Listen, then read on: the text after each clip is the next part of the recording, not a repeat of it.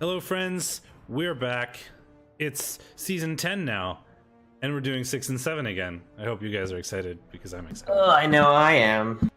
This is week 1 because our naming scheme is different to everybody else.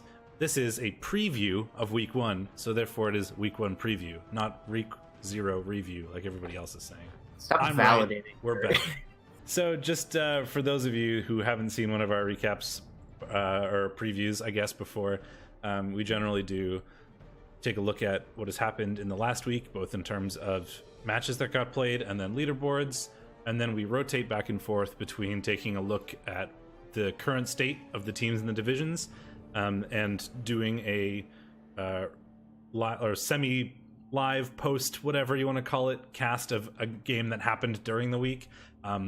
So if you think that your game was particularly interesting, whether it be a good example of Blood Bowl or just hilarious and memey or nonsense, whatever, if it's worth watching for some reason, feel free to poke one of us and let us know, and it might be one of the ones that we will take a look at during the course of the season. Generally, we try to get to everybody's team at least once in the match reviews.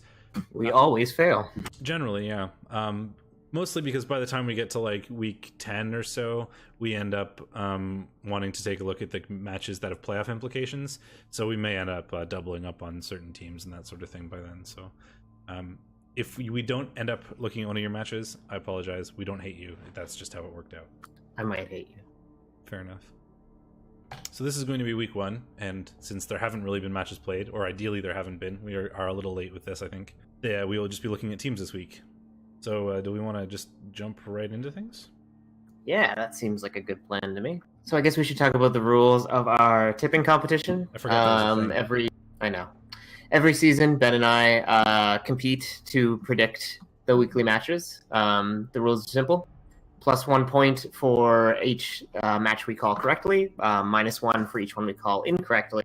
And ties are worth nothing because predicting ties would be boring. At the halfway point, around week 7, we'll also take a stab at each predicting 1 or 2, we haven't decided yet, playoff contenders for each division, and for each one that we get right, we will award ourselves 5 points. We are smart boys. And as is tradition, winner of said tipping competition is allowed to refer to themselves as Wonder Twin A for until the next tipping competition has ended. So that's true that it's not hard to predict matches because I became in second for the playoff tipping competition and won myself a mug, which doesn't exist yet. Someday. Someday I'll have a mug. One day. Well, let's make ourselves small. No, we are small. Small. Yeah, currently I am Wonder Twin A, but nobody will really reference myself as that. This is Division 6. Currently, Steak is Wonder Twin A. There's no point really in looking at the leaderboard or schedule because nothing has happened yet. So we're going to look at the teams and then do predictions for week 1. So first we have Human Team by Philosophical, the Wayside Wondermongers. And I failed at navigation. Let me get there. Presumably we'll pick 2 teams for playoff nonsense because there are 2 playoff spots in both of these divs, I think, right? However many. Yeah, I was thinking we're gonna get 1 each or 2 each. The problem with 2 each is that the likelihood that we'll double up is higher. Yeah, that's fine. We tend to predict the same people for winning things anyway, unless we do it on purpose. Anyway, humans. I like human teams. You don't see them that often, and they have some stats. Good lord. I mean, that's how you see humans at 1600 TV is paced on the floor or with gross stat ups. Yeah, break, tackle, guard, ogre. That's kind of the first 2 levels you see on ogres normally, unless you happen to roll doubles, so that's not unexpected. Yeah, I have mixed feelings about break, tackle on big guys. It means you're rolling 2 pluses to get him to do a thing, but it does give him some flexibility. Let's put guard in places, and what else are you going to take at that when you only get strength? Stand firm. Maybe, but it depends. I'd rather be able to move the ogre than have him stand firm, I think. Anyway, blitzers. One of them is pending a level up, so we don't know what we'll see there. Pretty standard ones are guard, mighty blow, or tackle, depending on what you need or who you're playing next. He's pretty guard light. I'd definitely like to see a guard pickup. Interesting pickup of the jump up on the blitzer. that then went guard. I would have thought that a blodge pickup there would have been nice. My food's here, Albert. Yeah, no problem. It seems to me that that's likely just because there was a doubles and we planned to make him piling on Muddy Blow sort of thing, and then it didn't occur. However, because we needed guard. However, we do have a piling on Muddy Blow, tackle, frenzy, jump up player in Wilbert Wonder. So this guy is a hero.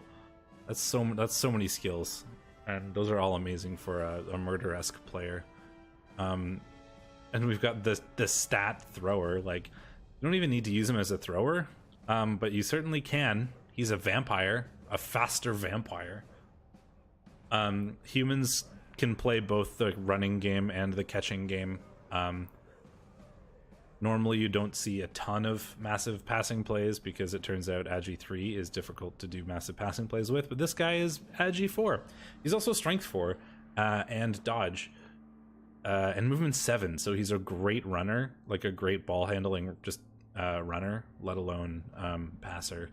He's annoying to sack with Dodge and plus Strength if he happens to be just the runner, but he also has the option of doing sweet passing plays with Agi 4. This is a monstrous player. An absolutely monstrous thrower. And we've got two catchers, one with Nerves of Steel and one with Agi, so it looks like we are very much playing the Elf Passy game, and he's super capable of doing that with a Nerves of Steel and an Agi catcher. This thrower is an absolute god. Then we have a guard lineman, which is amazing. Just guard on humans is great. It's just so you can be, one of their big strengths is easy strength access, and that is things like guard.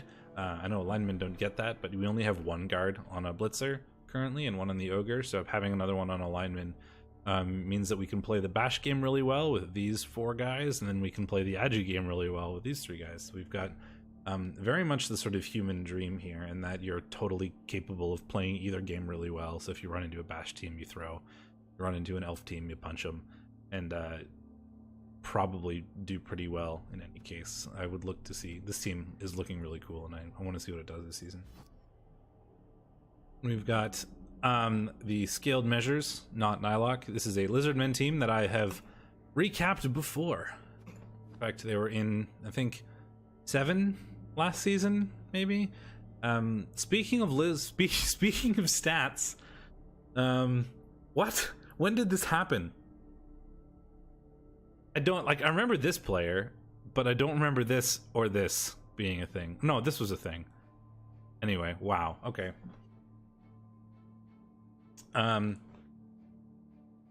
Chair stream.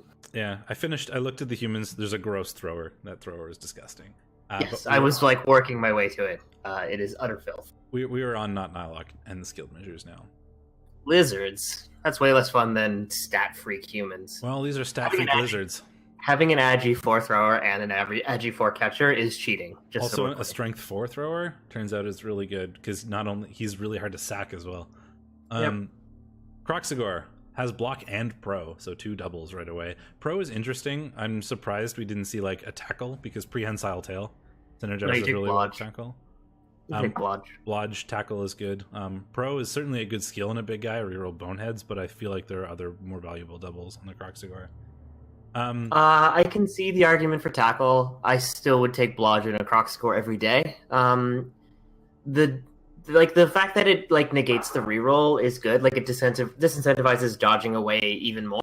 The whole point is that you're just forcing them to roll dice in the first place anyway, I think. And I think Blodge, especially Blodge Stand Firm, is like a better way of doing that.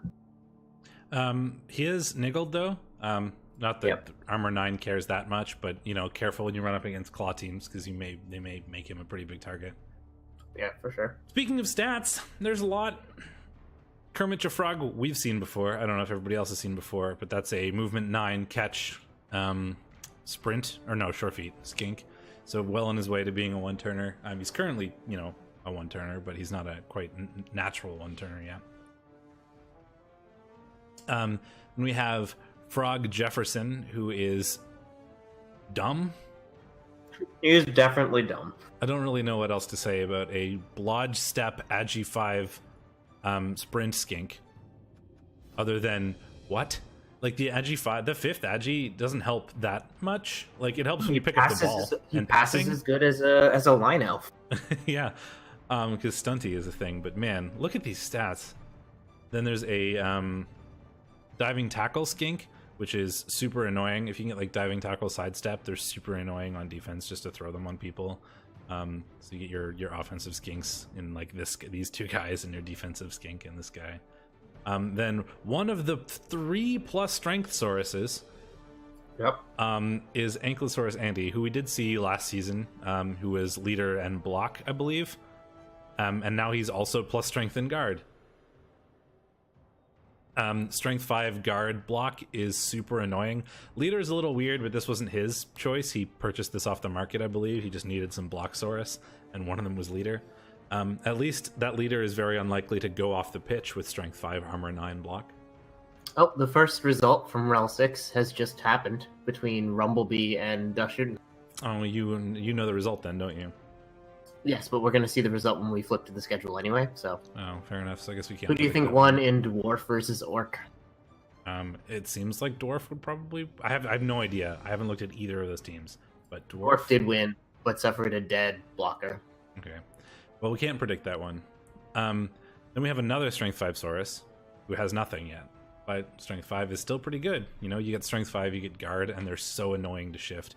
Like 3... Yeah, Hand Ground is new. I mean, they're really annoying to level. Like, Hand Ground is going to be a pet project for this season, just like trying to give him all of the handoffs in the world so he can get block. But this is a disgusting team. If he gets to like block guard, having 3 Strength 5 block guard players without nega traits is absolutely stupid. That's incredible.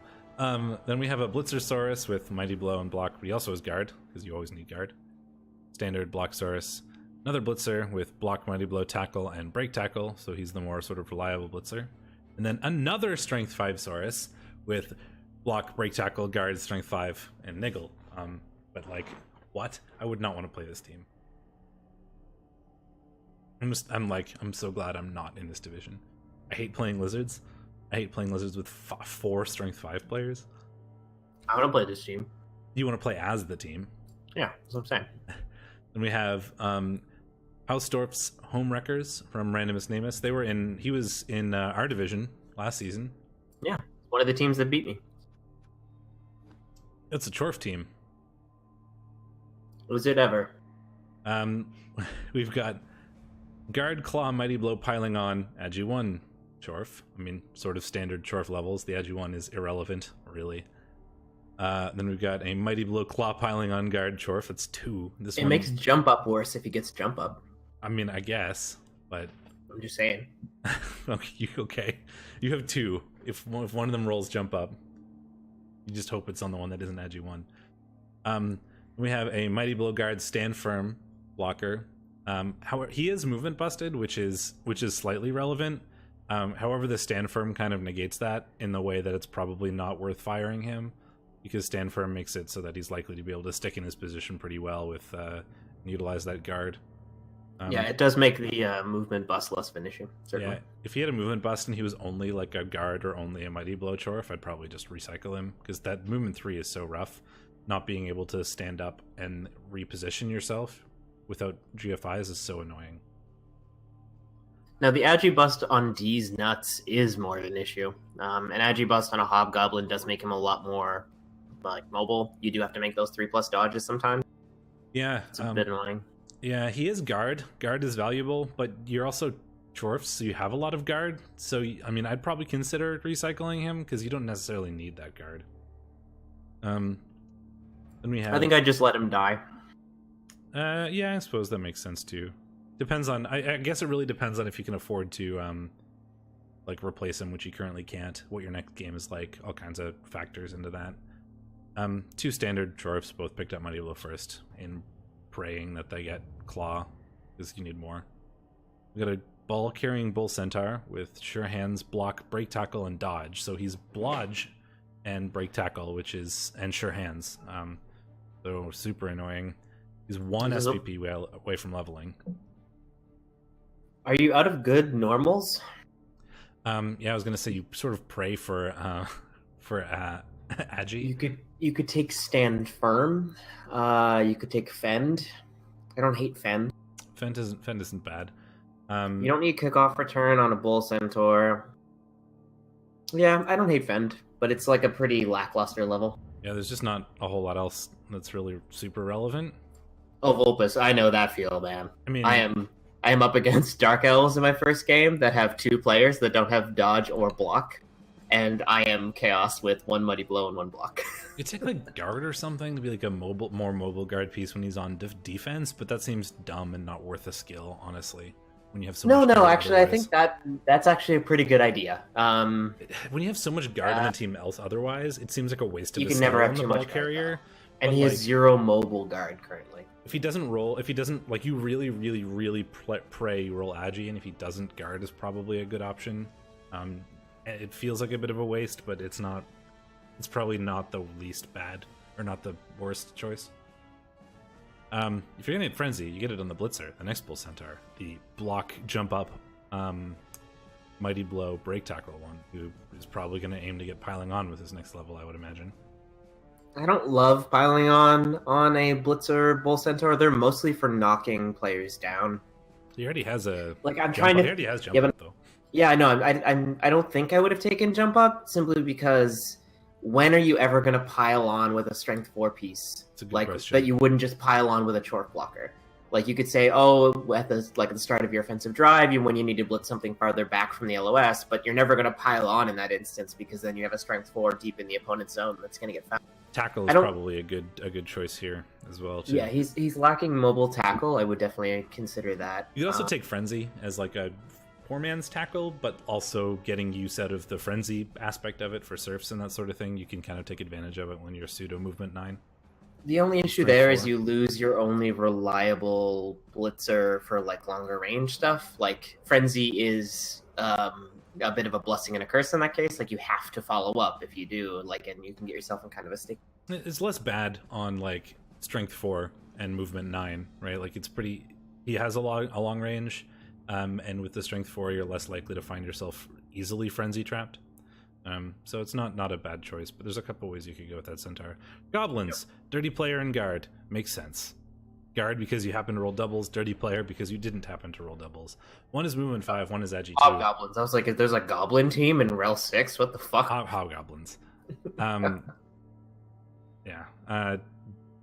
Some of them are movement. One of them is movement busted. One of them is agi busted. Both of them are guard. Keep them until they die, essentially. Then speaking of Das Judenheim, also in our division last season, we have Exploitation Cinema. Kill them all for the Chorf call. Yeah, there's a bounty on literally every Chorf player. Every Chorf blocker. Right. I don't think it counts bulls or hobgoblins. In the tradition of gross orc throwers, we have Demi-Mork. Oh, Demi-Mork got grosser. That's awesome. Yep, it's an agi 5 orc thrower. You know what orcs don't need though? Agi 5. I had it. It was great. It was so much fun. You had it, but you also had an agi 4 receiver. I never used that. Like, literally never used that. Mostly I just used the agi 5 to be like, click end zone score. Yeah, but you also had it on a blitzer. Movement 6 is so much better than movement 5. This is true. But he has kickoff return to make up for a little bit of that. But so you just hold the ball in this orc thrower, and then whenever you want, you just huck it to stuff, and that's fine. Because like the hard part about the pass really is the throw. It's a 3+ catch for any of your blitzers, and that's pretty easy with a reroll as long as they're not in tackle zones. So you have the option to just huck it with this thrower who's really gross, and he's like never gonna fail picking up the ball, and he can dodge out and do all kinds of stupid things. Yeah. Black Orcs. Oh, apparently it is on bulls as well. Only not hobgoblins because no one likes hobgoblins. Fair enough. Yeah. 2 Black Orcs that are basically done in block, guard, mighty blow, stand firm. One of them is movement 3, but as we said before, slightly negated by the stand firm. And then 2 with block, which is great because all of them have block now. It's suddenly it's a good reliable orc lineup.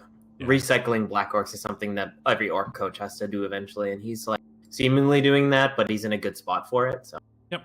And getting block, making sure they all have blocks so they don't lag too far behind in levels is really, really good. JJ Cash has followed. Appreciate that. We'll get to you eventually. Leork Neeson is a blitzer Oh my, is he a blitzer? With Yeah, he's bloaty. Fire him. he's strength 5, break, tackle, strip ball. It's pretty good. He is niggled, I think, which makes him a pretty big target, but he's also hard to knock over with strength 5. All right, True Blue, I believe. He can cage dive with strength 5.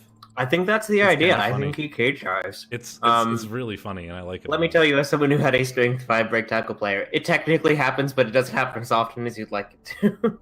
He's like just a really, really aggressive war dancer. Instead of doing it like, you know, with the agi leap way, he just does it by muscling his way into the cage and punching the ball out of your hands. We have two slightly more standard blitzers in a Lodge Guard stand firm blitzer, who's just a great support piece. And then Jesse run through you, the Mighty Blow tackle piling on Frenzy stand firm blitzer.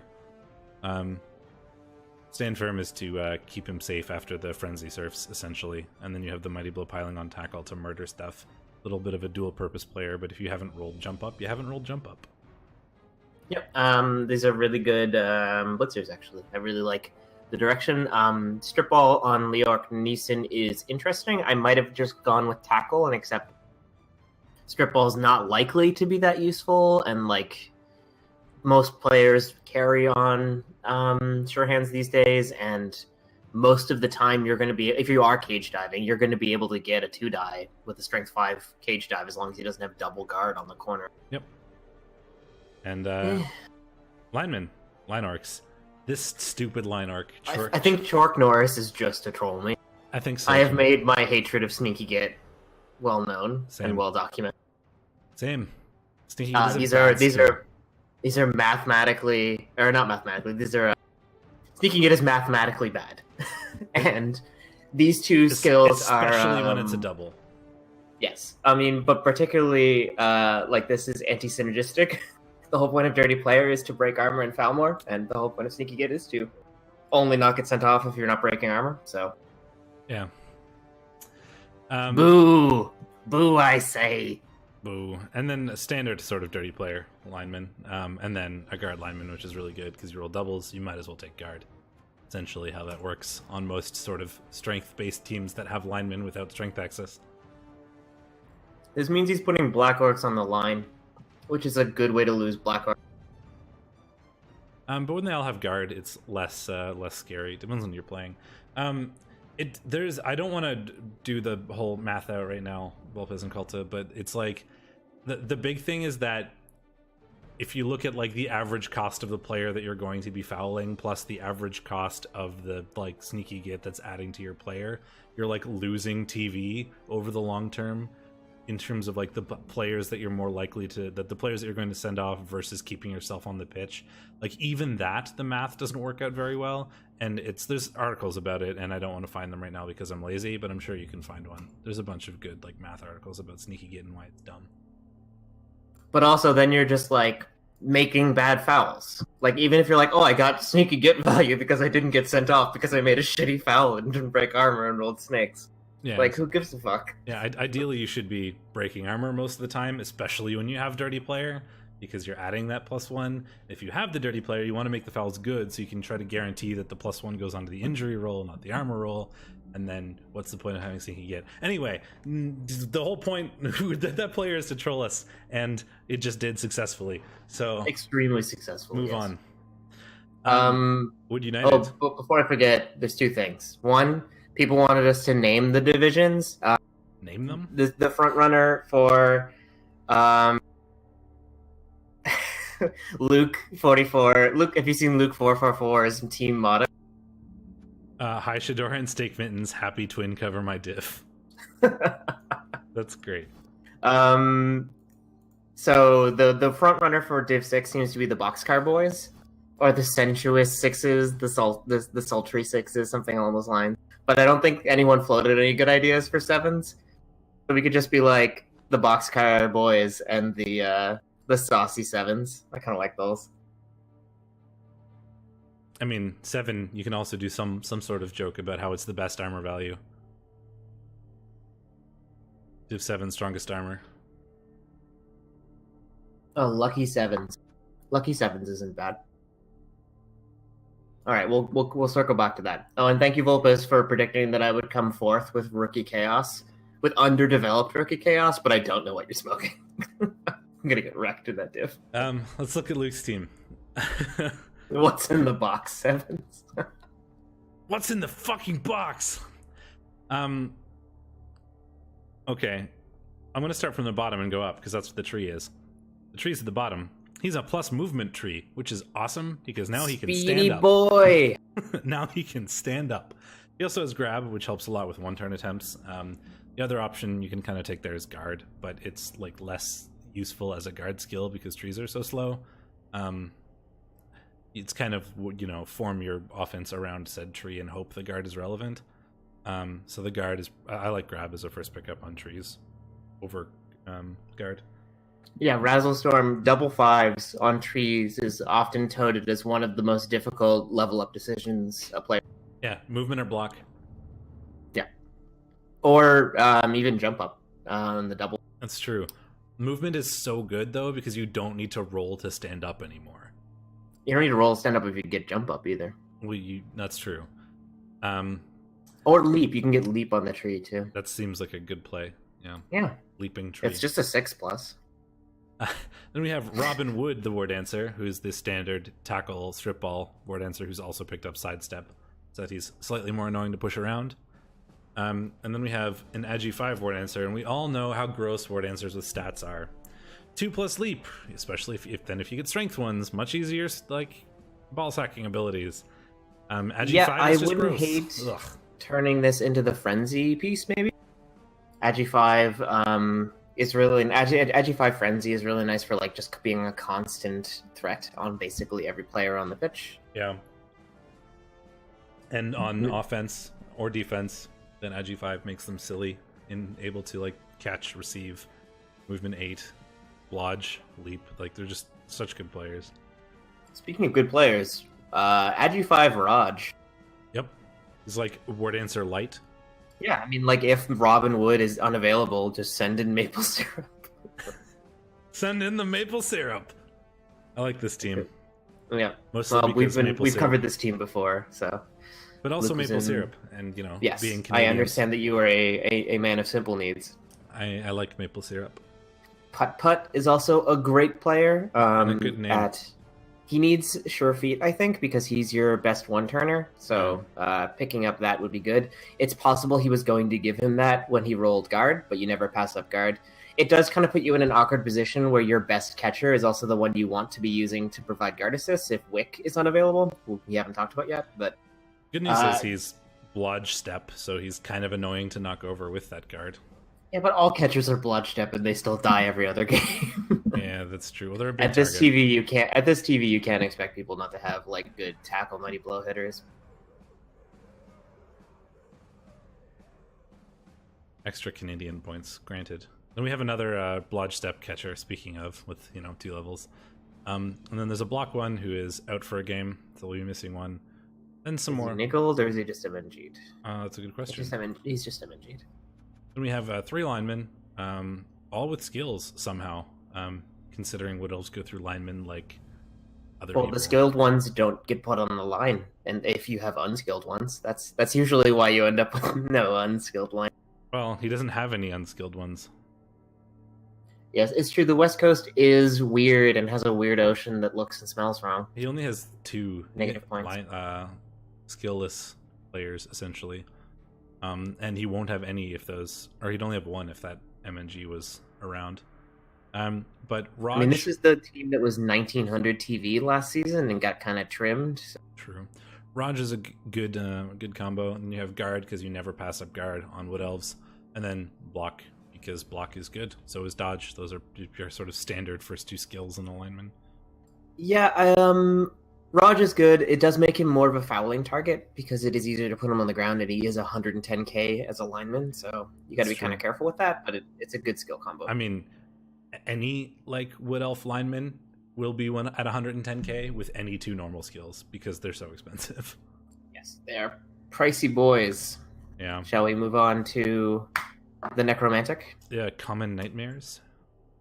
Harry Koo, who I think we've covered before. The name sounds familiar. What are you dreaming about? All of these things. Somebody didn't get the memo about the rule of not naming your players the same thing. Yeah, that's a bit of an issue. I'll poke an admin about it. That's the thing, people. It's technically a rule, not to name your players the same thing, mostly because it's a giant pain in the ass for admins to deal with things. If there are ever any match issues or whatever, it's like, dead people should have gotten the MVP. Well, there's no way in client to specify which dead people if they're all named dead people. So it can, like, it's not the end of the world, really. Like, all it can really do is hurt you as a coach to potentially get the MVP on the wrong player or something like that, an admin result. But there is technically a rule against it, so naughty. Werewolves. Neither of these werewolves have Mighty Blow yet. And both of his flesh golems are alive. That's just, that's good accounting, folks. Yeah, has not played the flesh golem tax. Does not have a good werewolf yet. It's rolled exactly 6 levels, so is officially unlucky for not finding a double. Yeah. So it's that's pretty standard. Soon as one of these drowning is going to get like killed because of that. I don't know. I just picked him because it seems appropriate to have a blodge player die. He's going to die, and then immediately a werewolf is going to get Mighty Blow. That's what's going to happen. Yeah, I mean, it's very unusual that both of these werewolves aren't plus strength Mighty Blow piling on. I would recommend you roll more 6s. This is REL, after all, the home of the gross werewolves. We have a Valkyrian Ghoul with Blodge Sure Hands. Pretty standard. Yep. Only You'll one probably ghoul. get sidestep next, and that's really all you want. Yeah, one of the other ones might have died recently. It's not uncommon early on to have only one ghoul on Necro, but you do want to usually grab a second one. Yep. 2 whites, both of them taking sort of standard white progressions.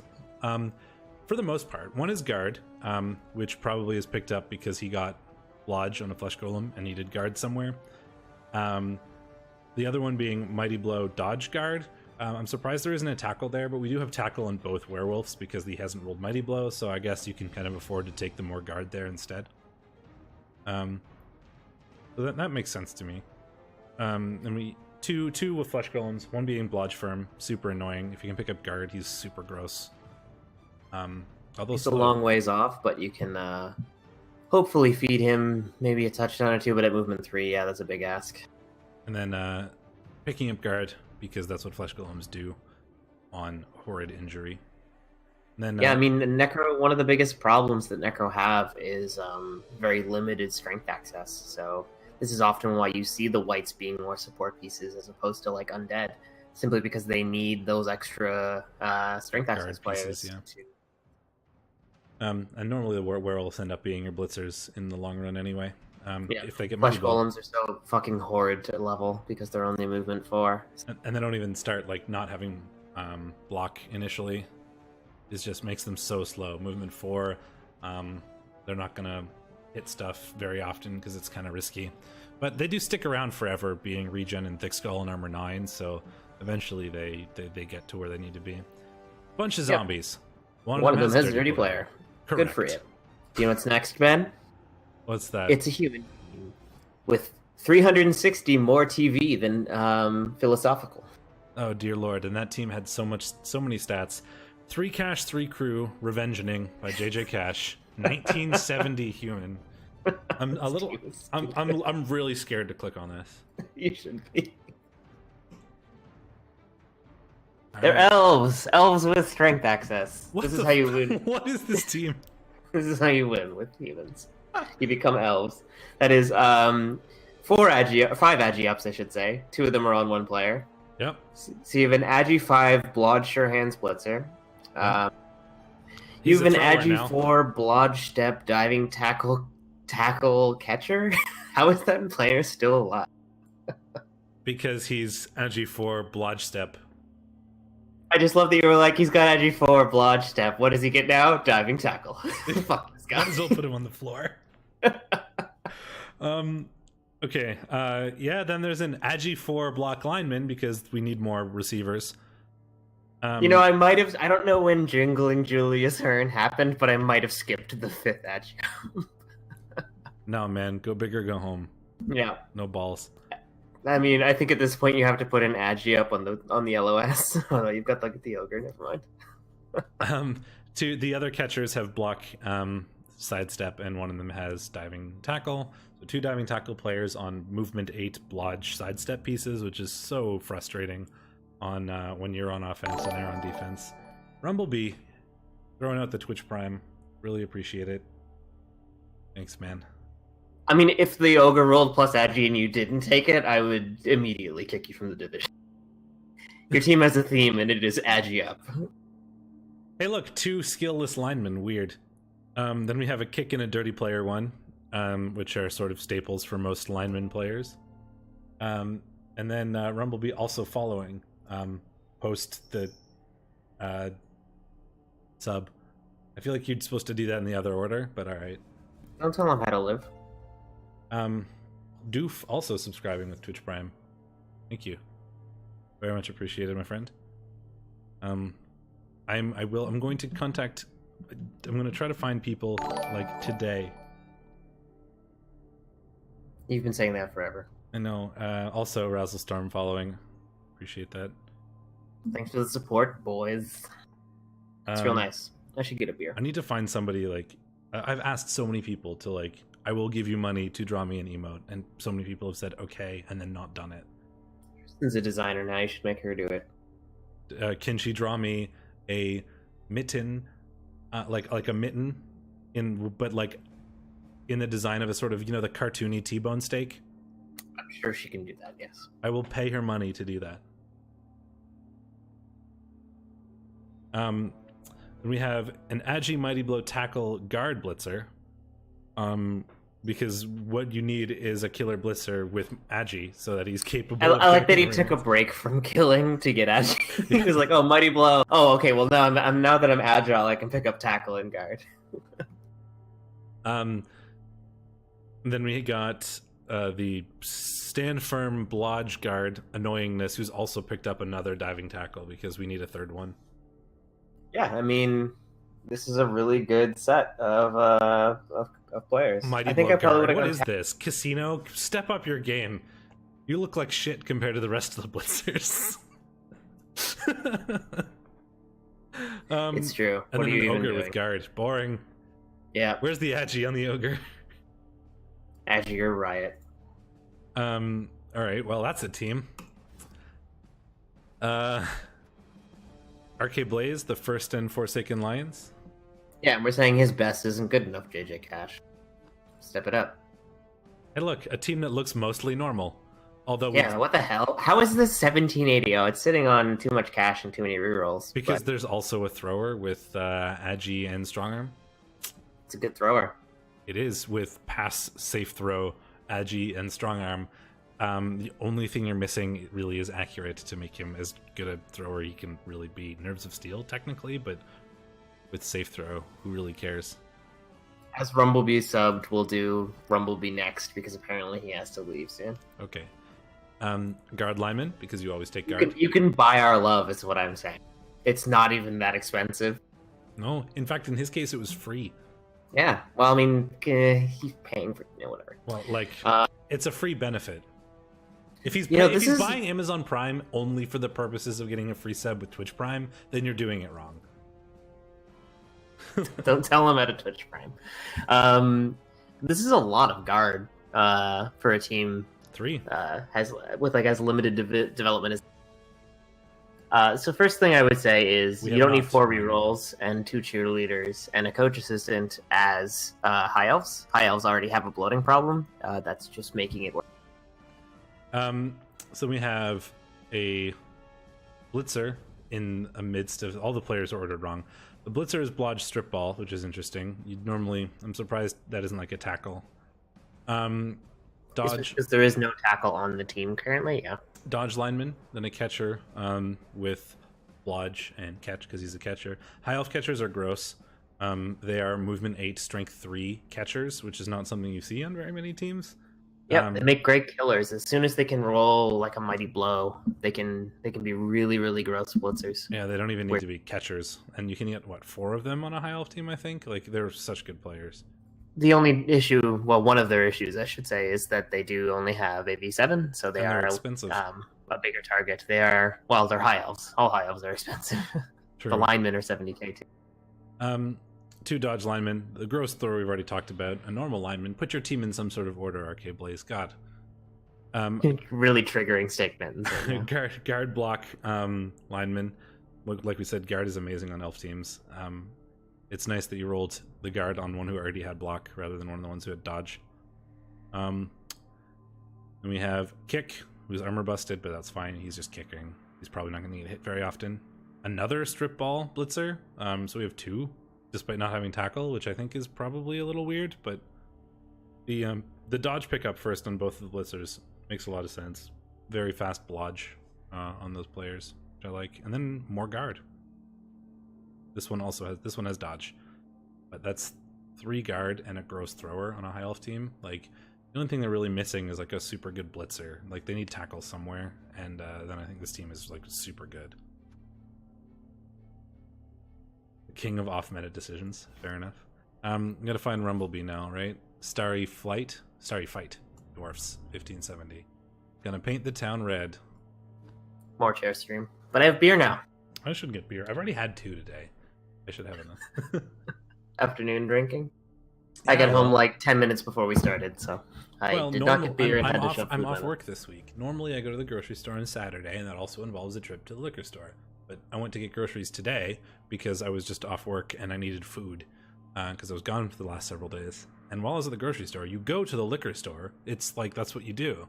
So I bought beer, and I was like, well, I'm going to get more beer on Saturday, so I might as well finish it.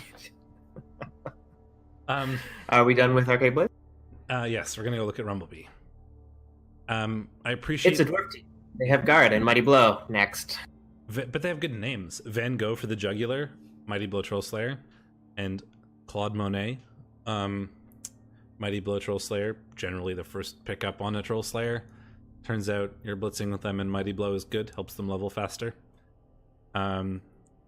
Then you'll normally see like piling on, jump up if you can get it. Sometimes tackle, even though you have tackle on a lot of other players, it's useful to get it on the higher movement pieces.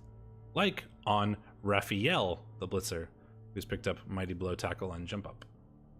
Yeah, I like going 1 Troll Slayer, piling on, 1 Troll Slayer, stand firm for like a surfing threat. Yeah, Raphael is working his way to piling on, so he can get some more damage on this team. It is kind of a light damage team. Having Mighty Blow basically only on the frenzy pieces does put you in an awkward position sometimes where you can't really make those frenzy blocks. Is it on one blitzers? Yeah, so he's got it on 1 blitzer and he's got it on Pablo Pickaxe.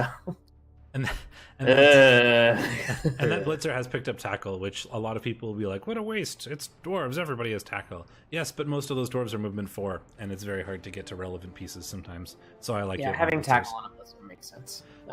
Jackson Poleaxe is the standard sort of defensive dwarf runner with wrestle tackle, and then we've got Goria O'Keefe. I love this team with the offensive runner picking up block, kickoff return, and plus strength. Plus strength is a big one. It makes them so much more annoying to sack, especially when you potato, which sometimes has to happen as dwarves because dwarves are slow. Yeah, there was an interesting discussion in clan when we were making our dwarf team about whether you wanted a plus strength runner or a plus agi runner, and I think it's actually pretty close. Yeah, simply because like they already have sure hands, so it's a pretty reliable pickup. Like agi 4 is nice, but strength 4 ball carriers are just so sweet. Pablo Picasso has got Mighty Blow and guard, standard Longbeard levels. Leonardo da Mincemeat has got guard. Andy Warhorn with guard. Like, basically, that's what you do with Longbeards, is take guard, Mighty Blow, and stand firm in some order. Enjoy. Donakillo and Rend Brant have not gotten anything yet, but I like the team names. Yep, he is doing pretty well, pretty lean. He is kind of lacking a bit of Longbeard development, so he is only carrying for guard at 1500 TV, which is a little low for dwarves, but not too bad. Manageable, and this isn't an incredibly guard-heavy division, I think, so. Although it does have those lizards. Oh god, those lizards. Those lizards are going to eat this team alive. I mean, lizards are always a tough matchup for dwarves, but dear god. He had one die an hour ago. Right. He had another guard, and I just declared that it had died. It was even the movement 3 one, so if you're going to have a dwarf... I like that I opened my mic to shrug. This is one of my go-to moves, evidently. Push to talk, shrug. So then we have, shall we go back to Professor Chaos and the Greenskin Brawlers? Get some orcs? Sure. We've got orcs. 4 black orcs, all of them with block. One of them has guard as well, but also minus armor, which is kind of bad. But he's block guard, so you can't get rid of that. Yeah, you can't, especially on this team as it stands. No, I'd wait till as I Smash Throat gets guard, because he's only 2 away, and then you can potentially consider cycling the black orc. Like, this, one of the biggest strengths of orcs is armor 9. So not having the armor 9 is kind of bad. I mean, especially because your guard players are the ones that take hits, because if you've got a bunch of players lined up, you always aim to hit the guard piece. So, and when you take an AV break on a knocked down movement 4 player, that player could be out for the rest of the drive effectively, even if it's just a stun, because by the time he gets up and gets moving, the action has moved so far away from him that he's effectively marked. So it's a big concern. Yeah, I'd strongly consider getting a new black orc once you've gotten one of these other ones up to block guard to replace him. Have fun, Rumblebee. Thanks for coming out. I might consider, because you're going to be aggressively the underdog in this division, simply because you are way less developed than a lot of the teams. I might consider keeping him around longer and going to develop, and then trying to buy a new black orc in the off season. It could be a good option. But I don't like giving up on like playing for playoffs week 1. So, see how the first few weeks go, and then like make a decision based on that. Pretty standard blitzer in Sorok, the Mighty Blow piling on tackle. Pretty like, this is my blitzer. Those are the levels you take. Yep. Then we have another one who's going that direction as well with Mighty Blow, tackle, and strength. You could have gone, since he picked up tackle first. So you kind of are already dedicated to the blitzing play, but I would have gone guard. Once you see strength 4, you start strongly considering like the guard stand firm sort of player. And tackle is still good in that regard, because people can they might have to dodge away from your guard stand firm player. So I think I would have taken guard instead of Mighty Blow, but that's definitely not off the table, because Mighty Blow will just help him get that SPP faster, certainly, so we can still go in that direction. Yep, that's true. I agree. I think I would have gone guard, but Mighty Blow isn't a bad decision. It's just not the one. I can probably stream that, if nobody else is, tomorrow at 4 EST, because I am off work this week. Then we have a support blitzer in the block guard, which, speaking of, is good to have. And a blodge guard. That is almost leveled, so he will get stand firm probably. Blodge guard, stand firm on strength. A strength 3 guard piece is really clutch, simply because it makes him more mobile to move around with the Agi 3, and also makes him a lot harder to actually take down and remove. Yeah, they're so hard to knock down, and even if you do manage to knock them down, they're armor 9. So good luck actually removing Flabk from the pitch. We have Morgrad, the thrower, who's like, for once, a mostly normal orc thrower. He's not super gross with like a million stat ups. He's just block, dodge, and kickoff return. I would strongly consider, if he doesn't roll a stat up, like even a double is not good here, I don't think. If he rolls another non-stat up, I would probably recycle him. Although basically, what are you going to get? Basically any stat up is good though. Like I would, like anything, even movement. Yeah. Like I'm normally like a big opponent to movement up on like players that aren't like either your slowest or fastest, but I can see it on the thrower, because you're going to be ball carrying with them. So movement 6 is a pretty big upgrade. Yeah, if you get movement or strength or agi, that would be amazing. If not, you might want to consider getting a new orc thrower. It depends on how you feel like playing, I guess. But it's hard to come up with more skills that are super relevant there. Fend potentially, but like at that point, it's just starting to get a little bloaty. Yep, exactly. 3 linemen. One is Dirty Player Wrestle. I don't like Dirty Player Wrestle. I would have liked a Dirty Player Kick, the kind of classic utility line. They're going to be on the line, though. Yeah, but he's got enough money to buy a 13th player, which I think in this division you can pretty easily get away with. Fair enough, yeah. I would consider that. But yeah, I guess you put it on the line, but that's a pretty expensive. It's a pretty valuable piece to lose to like an LOS foul. I would foul a wrestle 30 player. He's wrestle armor 9. Doesn't have armor 9 to boots. I mean, he still does have armor 9 to boots. No, not how math works. No. Yes, it is. He's still armor 9 when he's on the floor. They just get assists easier. Stop flaunting your 2 degrees in math. Only one. The second one is in stats. Boss Hog Outlaws by Volpez and Culta. So this is new, right? Oh, your div recap is happening now too. Is it? Oh, I'll have to go check out the VOD for that afterwards. Because Volpez was a lizard coach, and now we've got some more gross chorfs. Yeah, he betrayed us all. I mean, I went chaos, so I don't know if I can really talk. I don't really like lizards either, so to but me, it's chorfs are an order of magnitude worse than chaos. So I think I'm still in the green for moral victory. Volpez is like, fuck you. Zedro, Zero, Zro, however you want to say that. The Bull Centaur. You got Blodge. He's just annoying to knock down now. Good. And break tackle. So he's pretty mobile as well. With that being able to reroll that 1 if he needs to dodge out from something with his strength 4. Another one with block. Neither of them super dedicated to like ball carrying yet. The Blodge one you would prefer to because, you know, Blodge, but you could do it pretty easily on either of them. Bunch of Chorfs. Let's talk about the Chorfs. None of them have claw.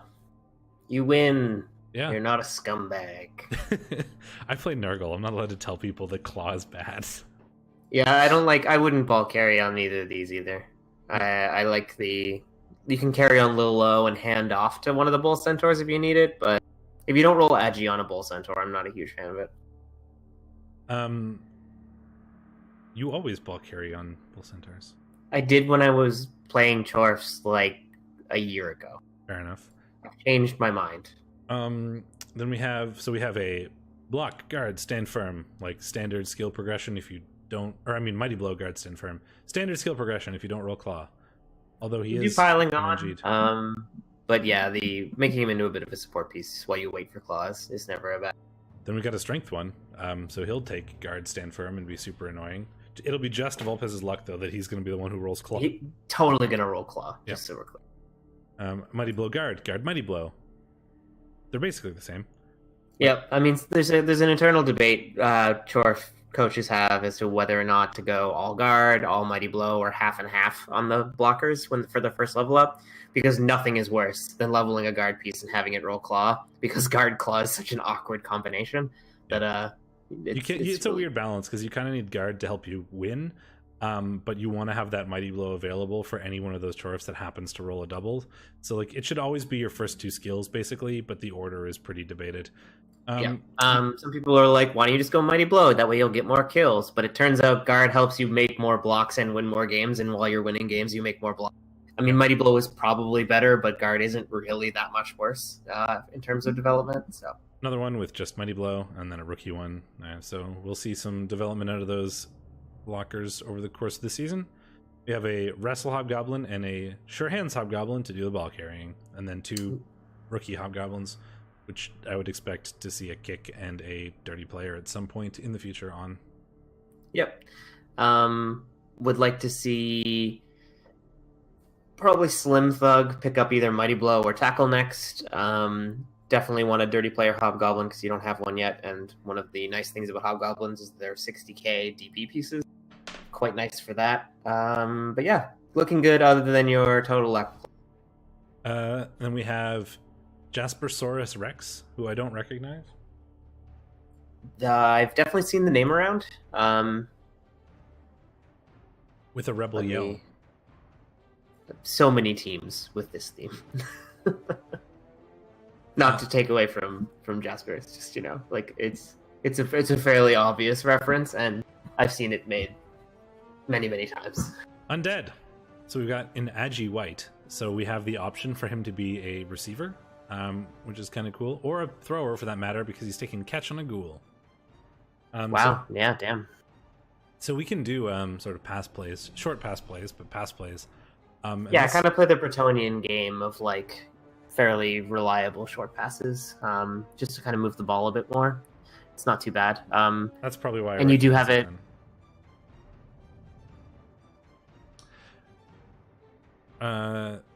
With the mighty blow piling on white, he'd like to get tackle at some point, but with movement 5, that's a little annoying. Yep. We're gonna get to Nathan Explosion, and I'm gonna get a little triggered, but that's fine. We'll get. And we've got like we said, a catch ghoul, so we have the option to pass to him. Certainly, he's also blodge, so he's annoying to knock over. Yeah, it's a little unorthodox, but it can. You see some undead coaches advocating for it. If you happen to roll an agi up early, play like air undead or whatever is what they call it. Is you want to get it on like a white or a ghoul because you can use the white to like just huck it to ghoul or vice versa. All you really need is one agi up to do it. And we've got a bunch of zombies, 2 of them with block, 1 of them with dirty player, so kind of standard zombie levels. And then a non-standard zombie level is a strength 4 zombie, but that's more strength on an already strength team, which is certainly helpful.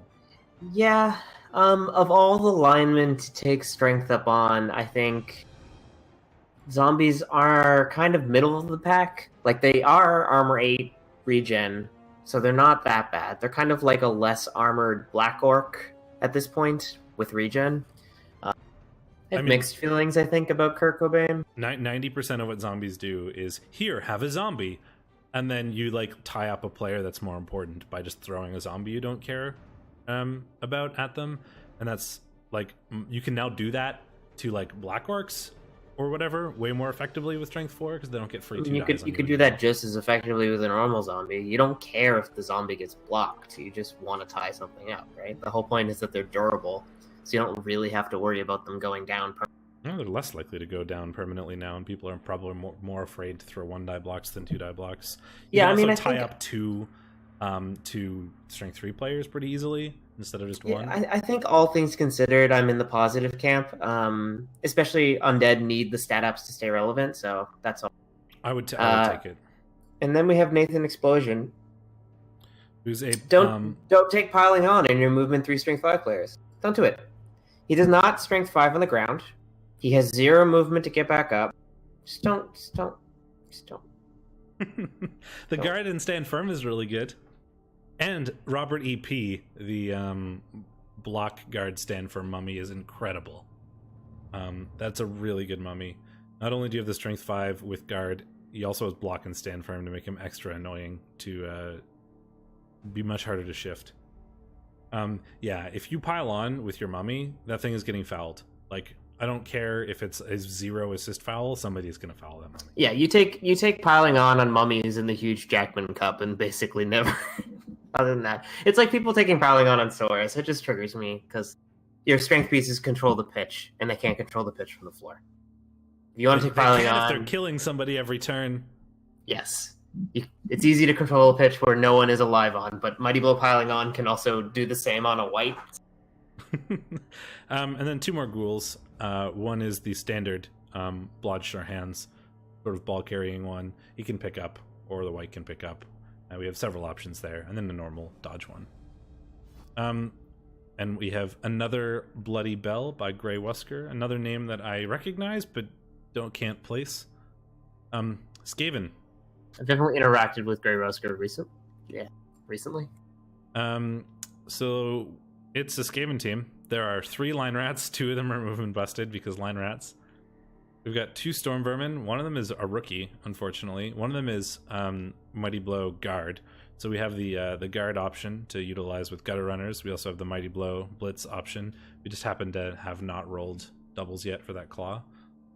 Tackle would be another good pickup for that storm vermin. Yep. And then tackle is good. Piling on is good. Anything to get to like more level up rolls, more chances at claw. Like they really need to get that claw Mighty Blow online as soon as possible. Harry is the 3rd of his line. Oh, well, there you go. That is the 3rd storm vermin. The storm vermin fate, sadly. The team is looking sparse, but it's got a lot of the basic rat tools, and rats can win once they have that fairly easily. I don't like strip ball on a block piece. I think I like it more on the wrestle. If you're going to go dedicated sacker, I think you kind of commit. He also just didn't have strip ball somewhere, so I mean he kind of needs it. So he might have just like been going into a game where he needed it. Yeah, the strength 3 gutter runner will be incredible once he gets some more levels. Yeah, I was going to talk about this because it's really interesting because you'll often hear people say never take strength up on skinks, and a skink and a gutter runner are kind of similar players. They do different things though. They do different things, but also more importantly, gutter runners have general access, which is really what makes the strength up shine. Yeah. So like having this player be strength 3 instead of strength 2 really opens up a lot of doors. With wrestle and strip ball. Wrestle, strip ball, you can do a lot of really interesting things. But yeah, like Sacker is obviously the natural progression, I think, for something like this. And then even when he's not sacking, you now have a strength 3 gutter runner, and like one of the biggest weaknesses of gutter runners is strength 2, and people can just 2-die them with normal players all the time. He's so much harder to like push around now, like or even 3. Like what's nice about hitting gutter runners is you don't even necessarily need tackle because you can 3-die them, and a 3-die is not much worse than a 2-die where you have 2 success chances. Yeah, the strength up one is better, and he is going to expect many ways. If he can survive this season, he is going to be incredible. I mean, he's about to level again, so it'll be really interesting to see what he gets. I don't know if I would go wrestle. I mean, I guess you should, but man, it hurts to take wrestle on a strength up player. Yeah, he's gonna if he goes down, if he gets tackled and wrestled down, then he is going to get kick that twice a turn until it popped, basically. Yeah, but if you can keep him, like I said, if you can keep him alive until he gets like wrestle strip ball, man, he is going to be stupid. Then you take like 2 heads, just cage dive like nobody's business. You've also got the guard to just like, gross. Yep. And then a wrestle gutter runner. Yeah. I like Cheese Whiz. I expect this. I really want this to be a name that everybody in REBBL is scared of in like 2 seasons. So we'll see if that occurs. We've already talked about Rumblebee, so we've got Snake Kitties by Teddy Rose, more lizards. Second lizard team. So much diving tackle. Interesting choice to take diving tackle after block. I think sidestep is like getting a blodge step skink. Is a more natural progression. You can get it again in 3 levels, but I assume you're ball carrying on the blodge. So diving tackle kind of makes him an interesting, like a kind of non-conventional piece, certainly. Not a lot of lizard development here. Saurus are pretty sparsely leveled with 4 block, I should say. Only 1 guard and then another guard on the Croxagore. Guard stand firm is obviously nice. We do have a Blodge Mighty Blow Saurus, which is pretty good. Yeah. The Mighty Blow happened before the dodge. Otherwise, I would have said take guard. But yeah, I think I would have skipped it on a Mighty Blow piece, especially on a team this undeveloped. Blodge on a blitzer just doesn't do anything. You just take guard next and like stop him being a blitzer. Like he'll be a support piece that happens to have Mighty Blow if people leave you an easy 2-die with him. I just wouldn't make him a blitzer anymore. He would become. Yeah, but now you have no tackle. 0 tackle. You're a 15-60 team with no tackle. He's got like 3 Saurus that are very close to leveling. You can take tackle in any one of the other block Saurus, and then you just take guard on Captain Crunch, I think. Yeah, but I think you really want more guard. I think I would have skipped the double and taken tackle, and then just resigned myself to the fact that I passed up.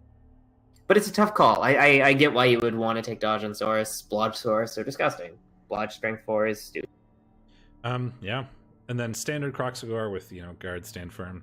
Guard, stand firm, potentially grab or break tackle, recycled. Yeah, exactly. I mean, Croxagores rarely live to level 4. Ones that aren't Bloxagores, at least. So, or Blodgagore. As whatever. Oh wait, no, he didn't take Blodge. He took Pro instead. Right, we talked about this. And then a bunch of skinks that we've sort of already talked about. A lot of diving tackle. Diving tackle to skinks are super annoying, especially the sidestep diving tackle one. It looks like the skinks might be eating a lot of MVPs. Let's see, 1 MVP, 1. And with so much diving tackle, you'll basically always have a diving tackle available, no matter where on the pitch you are, which is super annoying when you're on, when your opponent. You know what I'm trying to say. It's very annoying when you're on offense and your opponent has diving tackle, literally. Yes, until the moment all of your skinks pop because they're all based. I think having some diving tackle is good. I think I like sidestep as a first level more than I like diving tackle, simply because sidestep has a bit more kind of like variety utility to it, and diving tackle by itself is not too difficult to deal with because it's pretty easy to push off a strength 2 player. I think it's less about basing everybody and more about no matter where on the pitch you are, there's probably a diving tackle in range of wherever you are. Like you don't have to worry about skinks are movement 8. You can do the same thing with like 2 players. I think I like the sidestep diving tackle one, and I think I would have I probably would have taken one other one, but at this point I think it's a bit. Also, a bunch of these are kind of in danger of needing to be recycled. Slimmer, if he doesn't roll something interesting, is getting recycled. Judy, you probably never recycle because it has a double, but it's kind of. Yeah, I mean, it's still got some useful stuff. That's fine. But yeah, I think I would have taken some sidestep here. It kind of does a similar thing, especially for screens. Maybe just on one. Like, I like this. Yeah, like you said, I like the sidestep diving tackle. I like the block diving tackle. Maybe one of the other ones would have taken sidestep first. But it depends on the order of that they got the levels into, and we don't really know that, so it's hard to say. So a common thing you'll see Lizards have to do is use Skinks as kind of like a last-ditch screen against Elves. And in that case, sidestep is really clutch because if they don't get the knockdown, you can kind of keep yourself in the way in a way that diving tackle just doesn't really accomplish. So yeah, I've kind of exhausted that point, but I feel like some sidestep would be. And that's all the teams. We do have a game. No, it's not. You definitely just skipped ArchXL for no reason. The admin team? Oh, sorry. It's a 13-20 admin team, so I was confused. The admin bi-week drinking game team. Shall we review it? Yeah, it's got a death roller. It's the only dwarf team I want to fucking talk about. Has a death roller. Doesn't have any guard. It's all rookie players. There is one runner with 5 SPP and a death roller. It also has 470k in cash. Should probably burn some of that to not be so TV inefficient. Yeah, Fuck you, Justin. Let's go.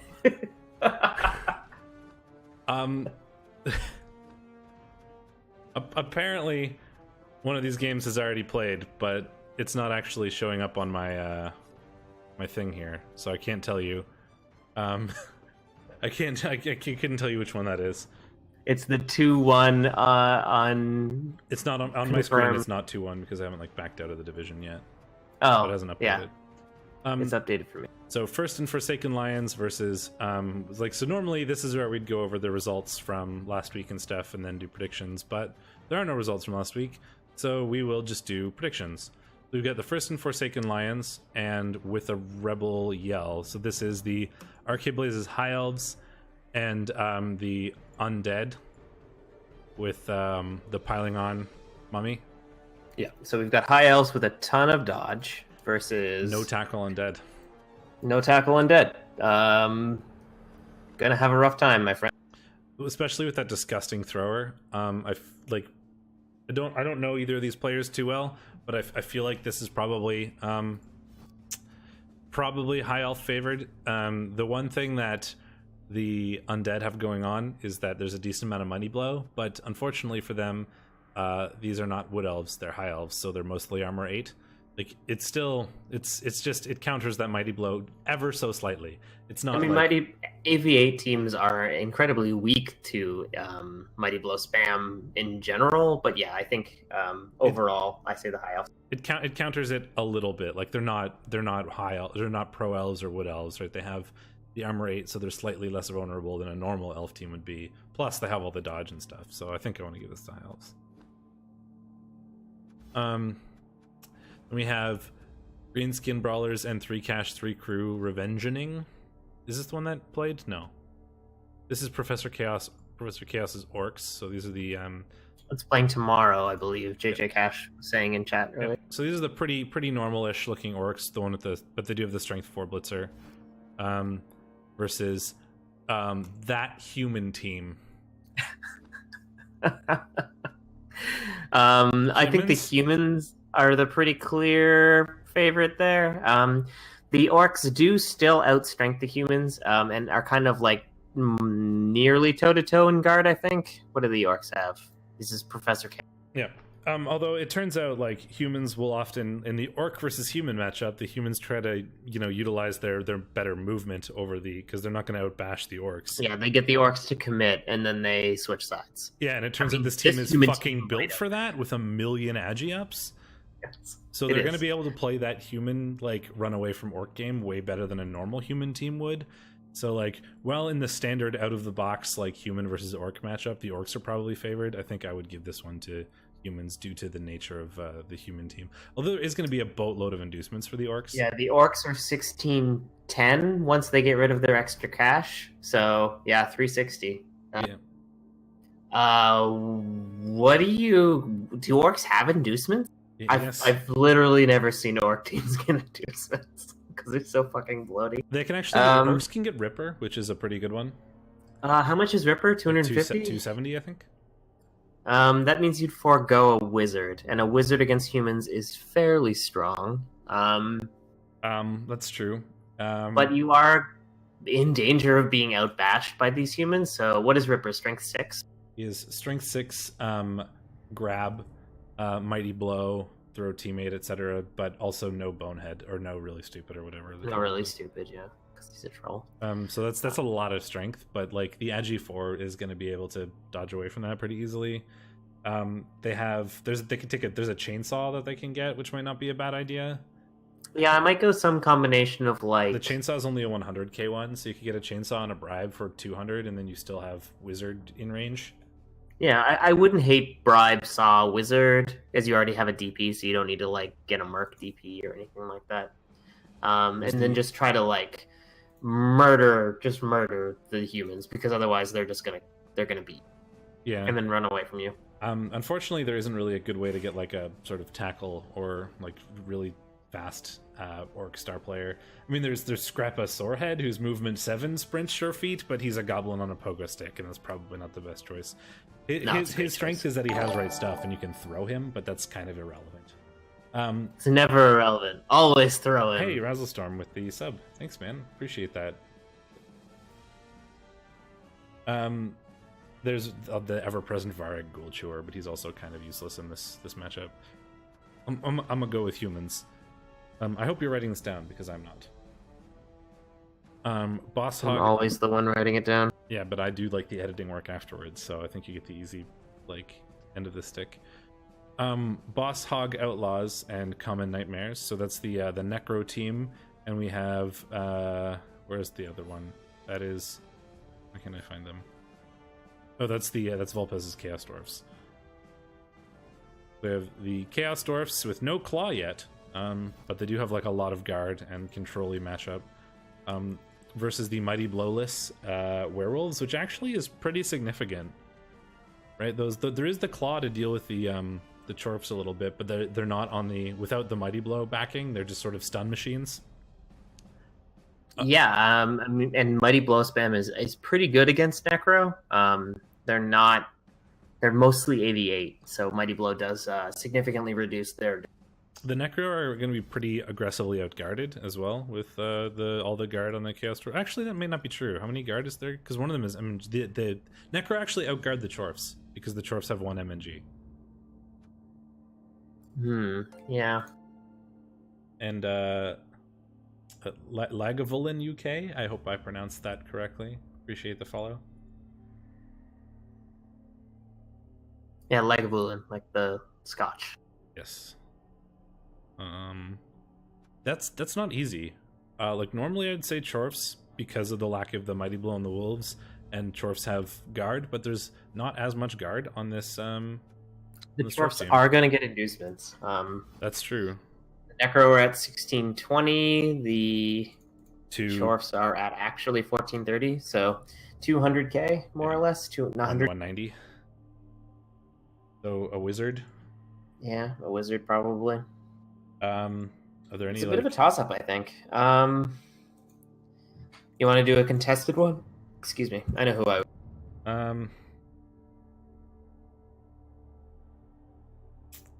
Trying to see what Chaos Dwarfs can actually get. I don't know what they're. Oh right, they have Rashnak Backstabber. I forgot he was a player, but you can't really buy him unless you want to spend money. But he's a like a hobgoblin with a knife. Forgot existed. They also have Zarg Mad-Eye, who I forgot about as well. I don't know. I think I want to go with the Necro because they have more guard, really, and the Chorfs are going to want to get into that like scrum matchup, and the guard helps you win that. Sure, So I predict the Chorfs. Fair enough.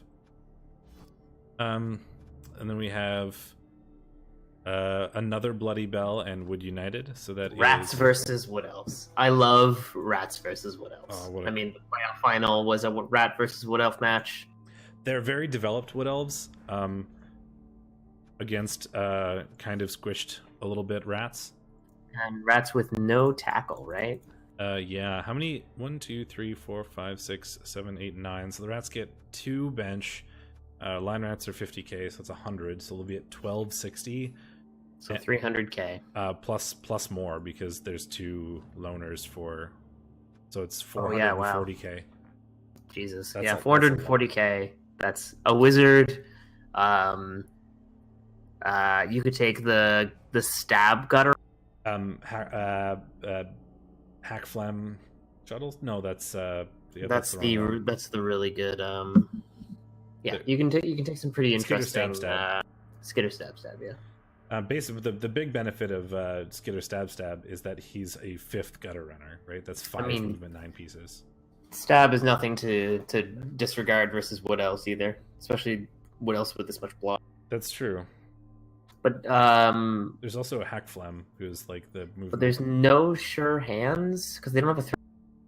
Nope, there is no sure hands in the Wood Elf team. 0 sure hands versus Wood Elves. You might even induce a sure hands player. Like you're gonna have a serious problem if those war dances can never catch up to you. Which at movement 8 they will be able to, or movement 7. We could take Fez Glitch. I love Fez Glitch. Fez Glitch is really good. Oh no, war dances are movement 8. Shit, such a broken piece. Yep. It's not like there's. It really depends on what inducements are chosen because the inducements could make a massive difference here. The thing is, neither team has sure hands, and both teams have strip ball. So this could very easily be one of those dumb like strip. Nobody gets anything games. However, the Wood Elves do have the like pseudo one-turner in Putt. He's not a natural one-turner, but all he needs is 1 push, and that's not really that difficult with a grab tree. So like, while I think the Skaven could certainly do some nonsense, especially with the serious amount of inducements they get, the ease of the Wood Elf one-turn I think puts this in the Wood Elf camp, unless that player goes down. If we manage to like punch that one catcher, then suddenly I think this becomes Skaven favored because of all the inducements. But with Putt on the field, I want to give it to Wood Elves. Yeah, between Putt and Robin Wood, it's going to be a tough match for the Skaven. I agree. Starry Fight and Orcsploitation Cinema. That one has already occurred, right? Yep. And the Dwarves won, but it cost them a guard. Okay, so we can't really predict that one, but we can. We'll look at the results of it next week. Then we have Snake Kitties and Hausdorff's Home Wreckers. So we're going to have some, or Hausdorff's Home Records. I've always pronounced that wrong. So Chaos Dwarfs and the lizards. Chaos Dwarfs, the Randomus Namus, and the Teddy Roses lizards. So 1730 Chorfs. Bunch of injured sort of Chorfs. There's like a lot of, agi busts and movement busts and stuff. Not super relevant. The big thing that matters is that there are 2 Claw Mighty Blow piling on players against lizards. Which turns out helps a lot to remove those Saurus, especially when there's only 2 guard on the side of the Lizardmen. And those diving tackle skinks are going to be absolutely useless versus Chaos Dwarves because they. Yeah, this is a tough matchup for lizards on the best of days, and this team is not that's not a lizard team in the best of days. So no, and this is basically a Chorf team that's sort of designed around murdering lizards. Yep, I would give this to the Chorfs. Absolutely, it's hard to predict it any other way. Try to pick up some bounties though. Kill those Chorf blockers. And we have the Wayside Warmongers and Scaled Measures is the last one here. So that is Philosophical as Humans and something else that I immediately forgot. Scaled measures. That's Lizards. not my luck. Humans struggle a lot generally versus. We have two stat freak teams playing against each other. Yes. So amusingly enough, humans tend to struggle a lot versus lizards, but this human has strength up. Unfortunately, the lizards have way more strength because they're fast enough to keep up with them and strong enough to brawl with them. They have 5 strength, similar or 4 strength 4 players. Dumb. They have 4 strength 5 players. Yes, sorry. It was too stupid for you. Even I tried to say 5 correctly. strength 4 players, and it came out as, or I was trying to say 4 strength 5 players, and it came out as 5 strength 4 players, which most lizard teams have anyway. Yes, yes, they do. Yeah, this is going to be an interesting one to look at. I mean, the humans do have some movement with that. There's a lot of 8 and 7 movement on this human team, but if they get there, they will lose the control-y, pitch, punchy game to those lizards. Absolutely, they're going to need to play weirdly elf-like, which they certainly can do with that catcher and that thrower. Yeah, I mean, like, these lizards can basically just play all mans the entire game, and will struggle. So the only thing the lizards are weak to a bit is being tied down, but he does have 2 break tackle pieces, so it's not even that much of a problem for him. I very much think this is going to go in the standard sort of bash matchup way, in that Philosophical will have a very easy time scoring a touchdown, but that's probably the only one he'll get. Like, it'll be very I see easy this for like him to this score in very 2 likely turns. to be a 2-1 grind. Yeah, I agree. He'll get a very easy touchdown in 2 or 3 turns, but then the lizards don't really care, and they will just punch him for the rest of the time available. So I think I want to give this one to like, even that strength 4 thrower isn't really that difficult for the lizards to deal with because they have so much strength 5. This lizard team is cheating. I'm sorry. I'm gonna give it to the skilled measures and not Nylock. Agreed. Though Phil is going to get some inducements. That's true. So it's going to make that a little bit more interesting. He's 1780, he's 1840, the lizards, and the humans are 1610 with 30k to lose. So the humans are going to have a lot to work with. Wizard, obvious choice. Really good versus lizards. And they get how much? Would you say how much they have to work with? They're gonna be at 1580 plus. They're gonna be at 1600, assuming that Winston Wonder has rolled a normal. Exactly 1600 versus 1840, so 200. 200. So they're not Griff Ball capable. They've got a Griff anyway. They've got an Agi. They've got a Strength 4 Agi 4. I mean, I guess that's true.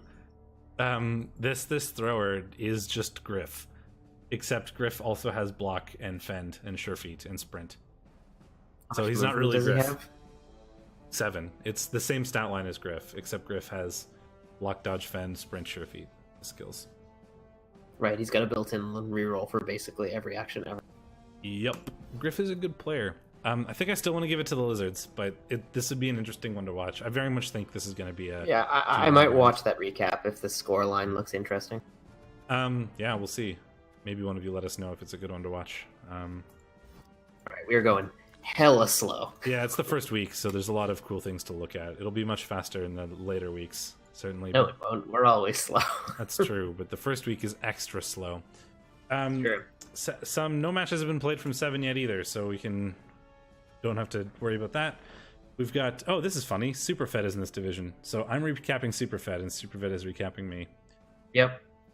And first up is Salty Chips Angray. It's an ex-college coach. Yeah. He also has the identical name issue, but we told him at the time, and it was already too late. And yeah, some of them have been renamed.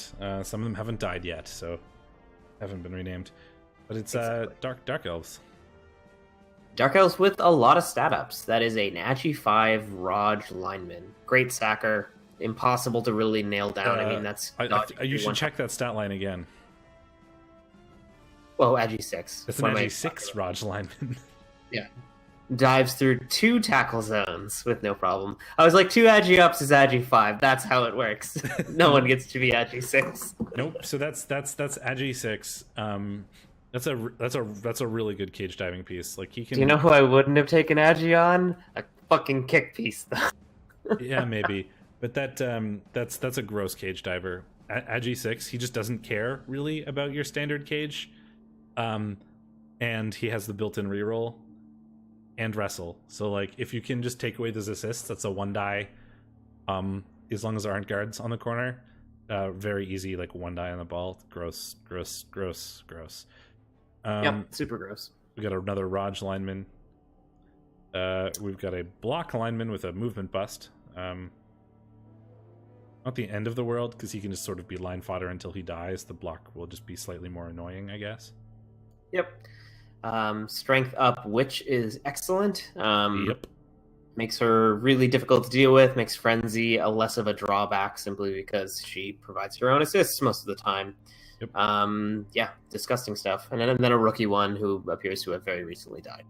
Yeah, 0 matches played. Yep, and the blitzers are pretty standard blitzer stuff. We've got a blodge step 1, we got a blodge tack, 2 blodge tackle ones, and then a blodge plus movement 1. Like basically sort of the standard levels you would take on blitzers in various orders if you haven't happened to roll Mighty Blow anywhere. Yeah, diving tackle would be a nice pickup. Probably on the one of the blodge strengths. step ones.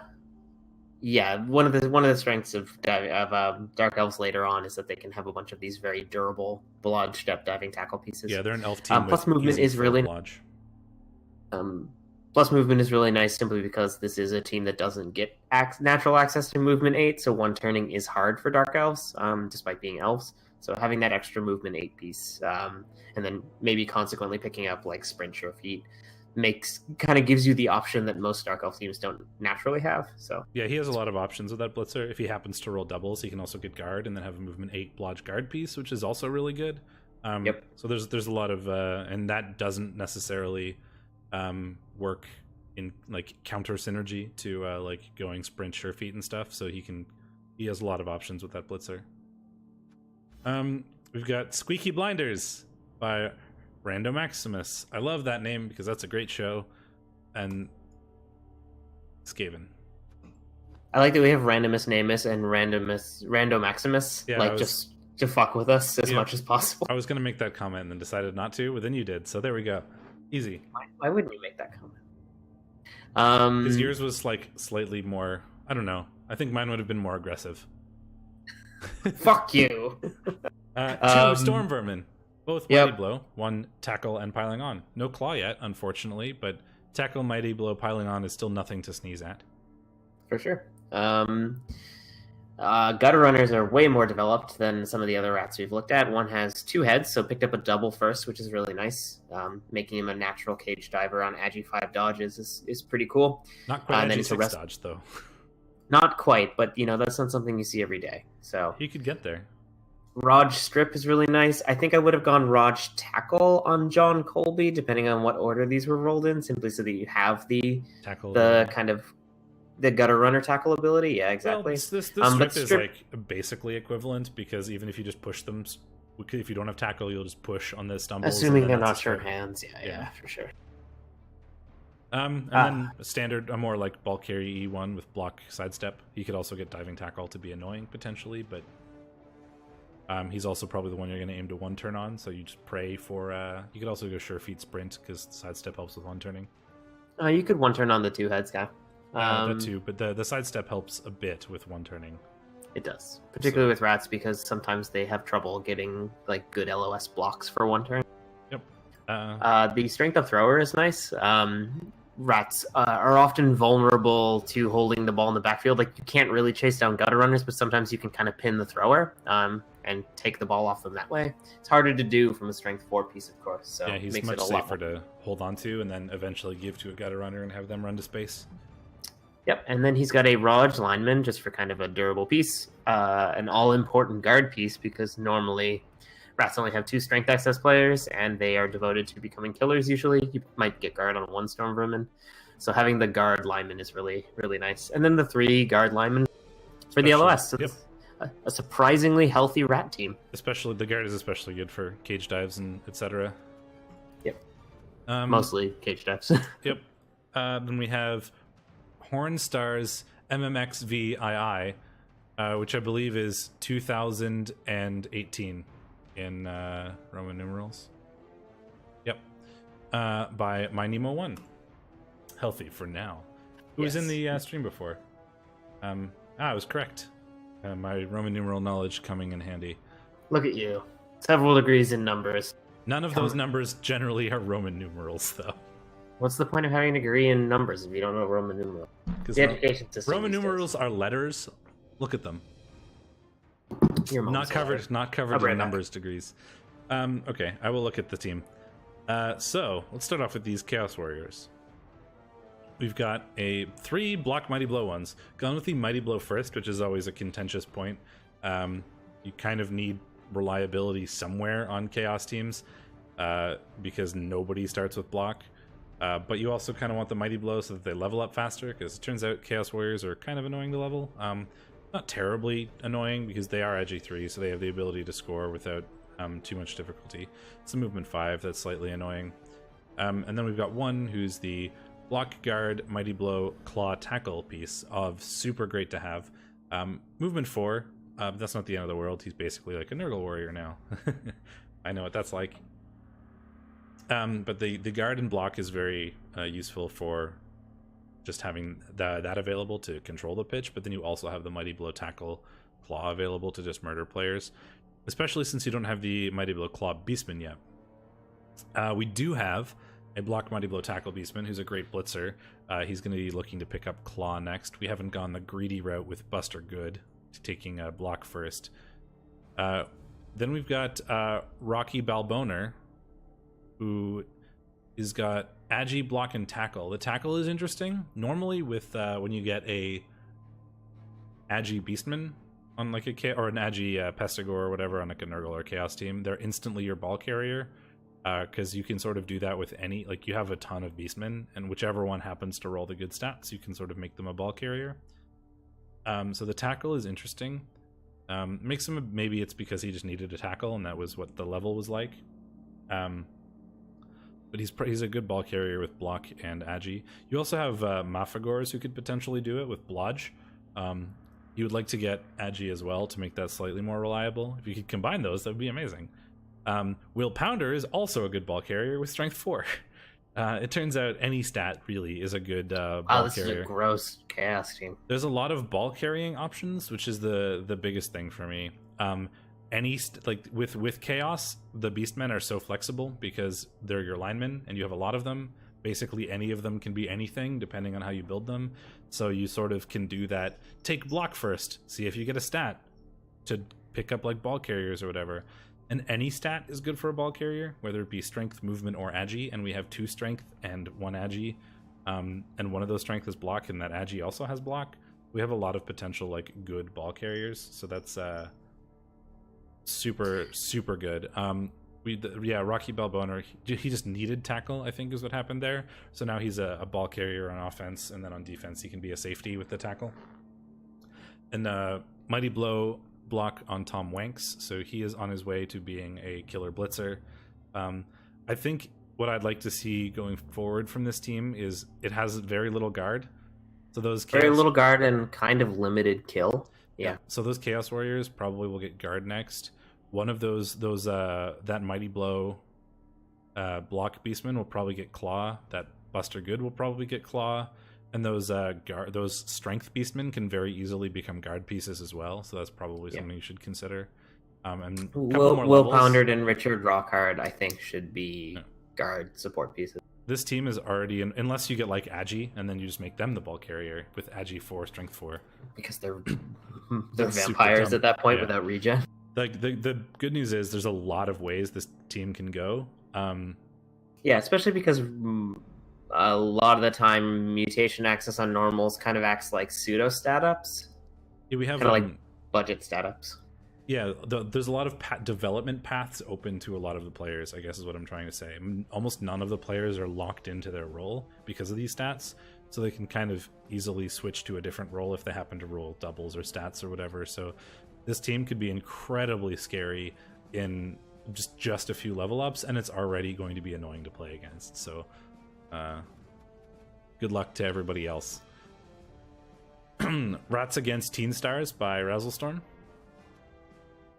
Another rat team. A lot of rats to talk about. Yeah, surprisingly large number. This one does have Claw Mighty Blow. In Scream. The first rat team with Claw Mighty Blow.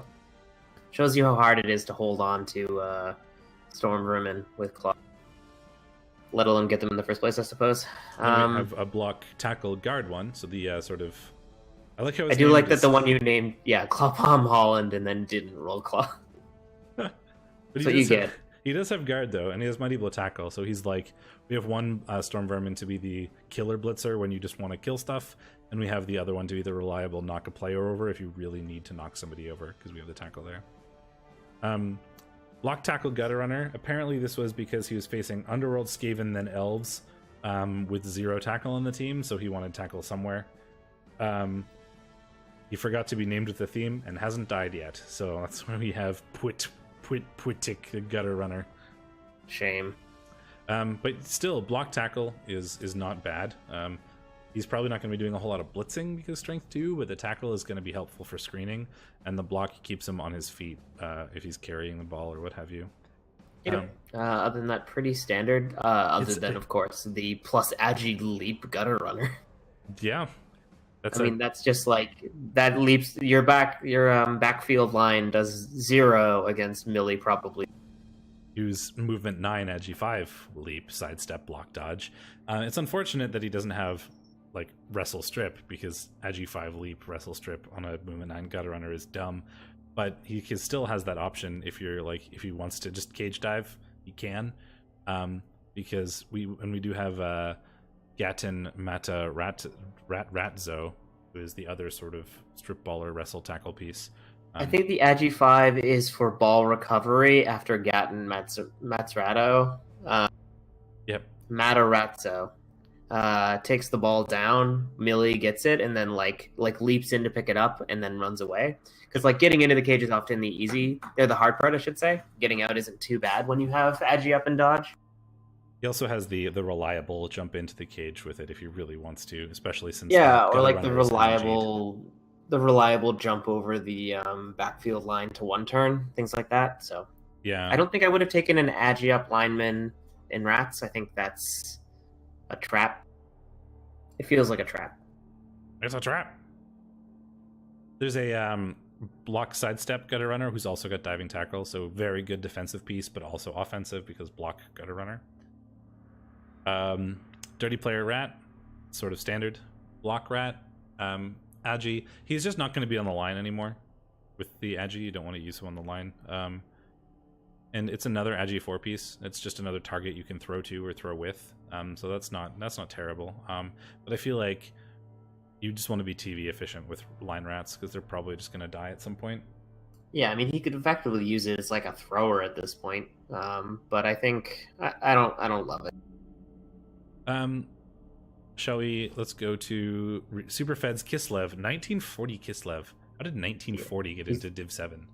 Well, he was kind of at an awkward position. I was looking at the admin chats for this, and he was kind of in an awkward position where he's Kislev, and he's like pretty developed Kislev, but he would still kind of have problems in higher divs, but would eat like a lot of the lower divs alive. So, REL 7. Kind of like middle ground, but yeah, he bought a ton of players from the free market. Oh, that would probably explain the TV then. Got a bunch of extra new players.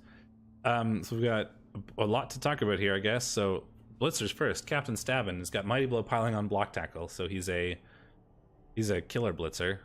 Yep, you saw him in the Superstar shootout. And we've got MILF Hunter, the block guard blitzer. So he's guard, block, diving tackle. Sued for trademark infringement, by the way. That's true, I suppose. For those of you who do not know, I work for the company who owns Reality Kings, suing Superfed. It's been an ongoing gag because he used to have a Brazzers team as well. Especially since that's like literally your job, is sending cease and desist letters to people. I don't send cease and desist letters to people, but sure. It also used to be my job. I kind of like the boss of people who do that now. Fair enough. Anyway. But you're in the department who does trademark. It's true. Stuff. Brand protection is in my department name. So there you go. Then we have Come Fiesta, who's block Stand Firm. Stand Firm is interesting. He's also penning a level, so yeah, that's a neat choice. Without like the Stand Firm like before guard. Well, because he's got diving tackle, so he's kind of like an annoying sticky piece that you can't really get rid of. I guess that's true. It really makes gonna more let sense that, because of you're the gonna free let that diving go? tackle. No comment. All right. Cool. That what he's the Comfiesta is sticky? Is that what you're trying to get to? I'm interested to see what he has as his at the next level is going to be. But yeah, the stand firm makes more sense considering that diving tackle exists. Then we have just a block one. At least there's some reliability there. One of the things that Kislev often struggle with is reliability. No easy like rerolls. You go through them really hard because of leap everywhere and nobody has block and all that stuff. So getting block is really useful. I will say that all of his purchases have made for some really funny naming schemes, like Team Squirt next to Toad of Toad Hall. Yep. Kislev catchers, one of those pieces that can be really gross if they manage to get good levels.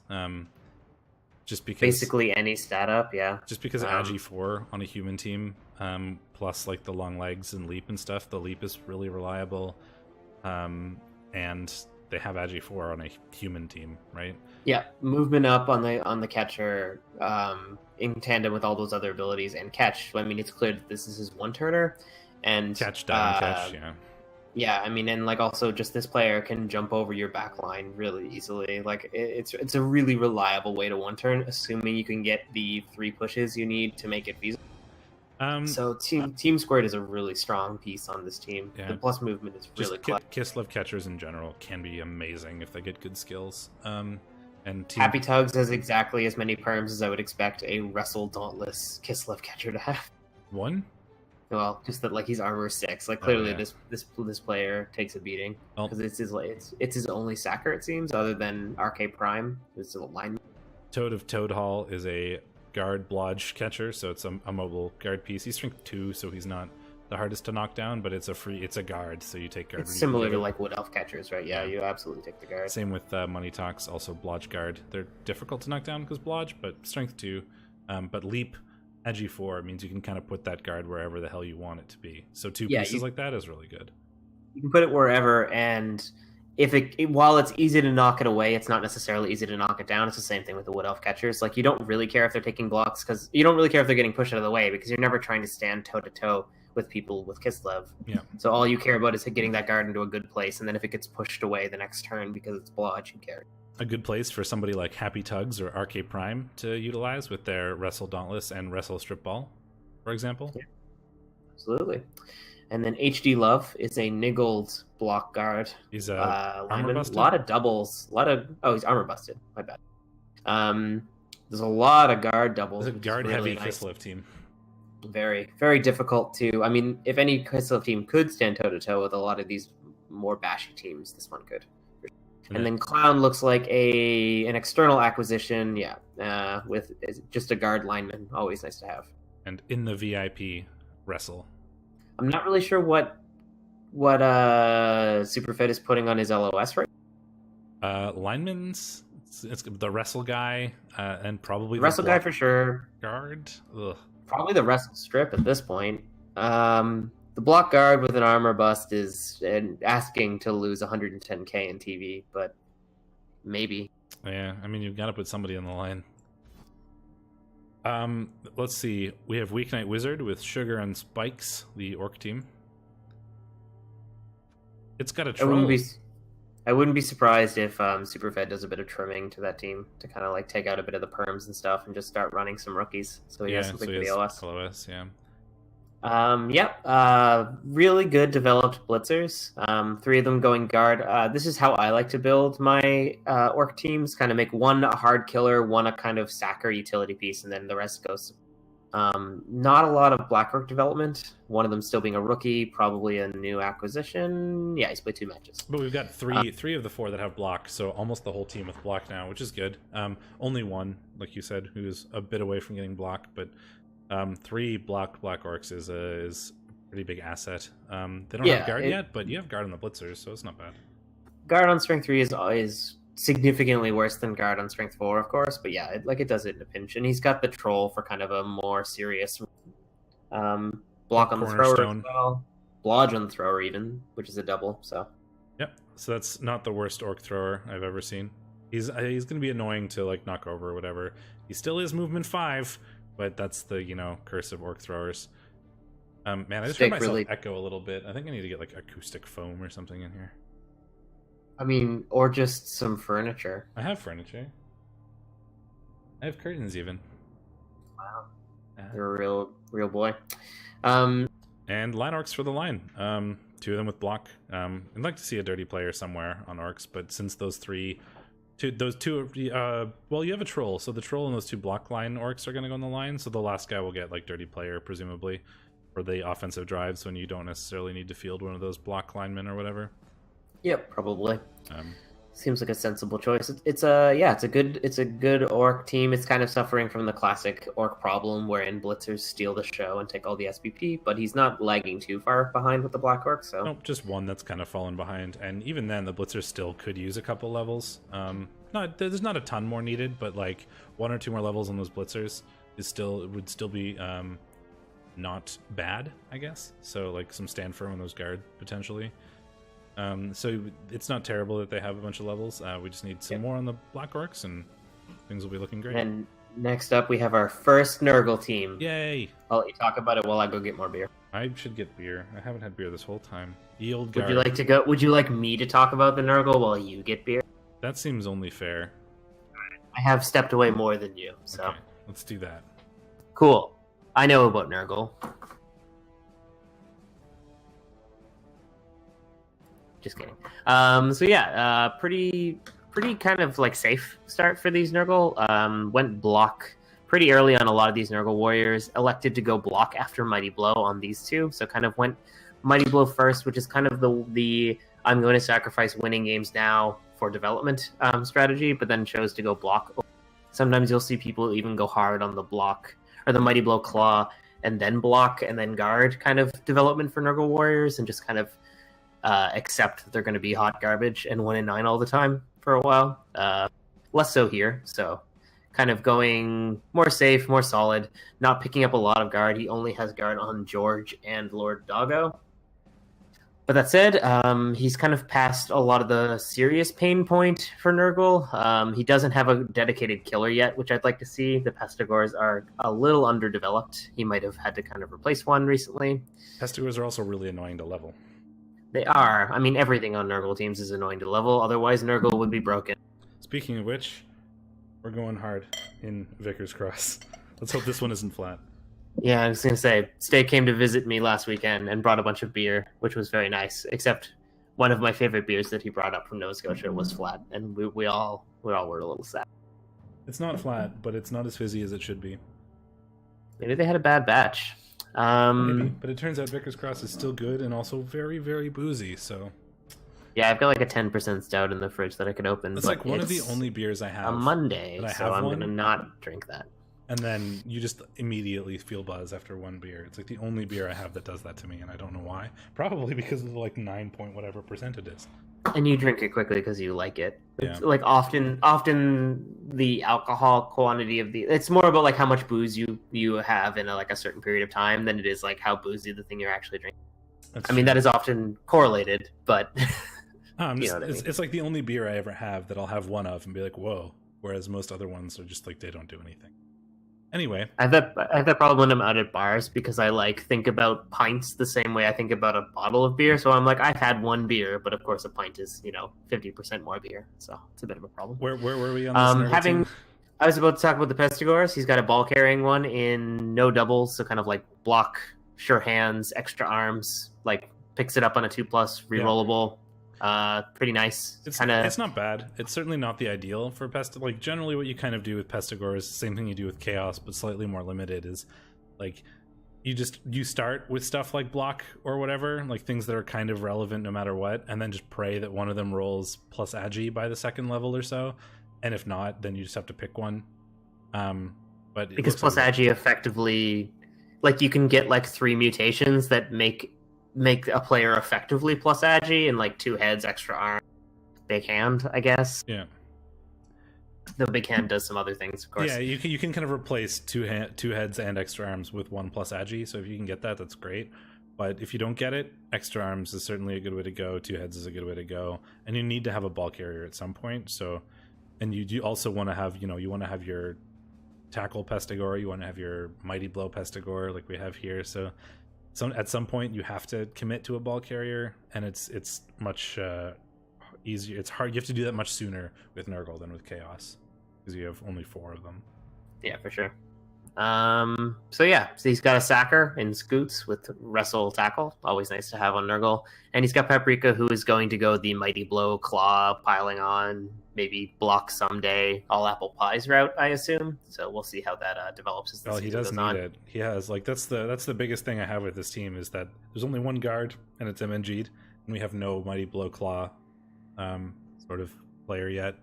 So that's you can certainly try to play the pitch control game with a bunch of block Nurgle warriors, but you'll just do it slightly worse than lizards or chaos or whatever without dwarves without the guard available. So we need to get a couple more levels in this Nurgle team, but that's Nurgle for you. I was saying while you were gone that they were past the pain point. What I meant by that is they're past the 1 in 9 pain point where literally everything fails a third of the time or a ninth of the time. Yeah. But they're now in the point where they have all of those safety security skills, and everyone else has those skills plus guard and Mighty Blow and all this other stuff. So yeah, they're in a whole new area of pain. Yeah, it's weird to look at a Nurgle team that's or to look at a team that's 15-60 and be this team needs so many levels, but that's Nurgle life for you. Nurgle teams aren't done until 2K TV. It's done. Yep. All right, getting beer. Okay, and I will move on to Stump Force by PDX Bosco, the dwarf team. Oh, they have a death roller! Come back, Justin, there's a death roller. Excellent. All right, let's save the death roller. Let's save this hero of a player. All right, so we've got 2 runners. One of them is block kickoff return leader, which is certainly interesting.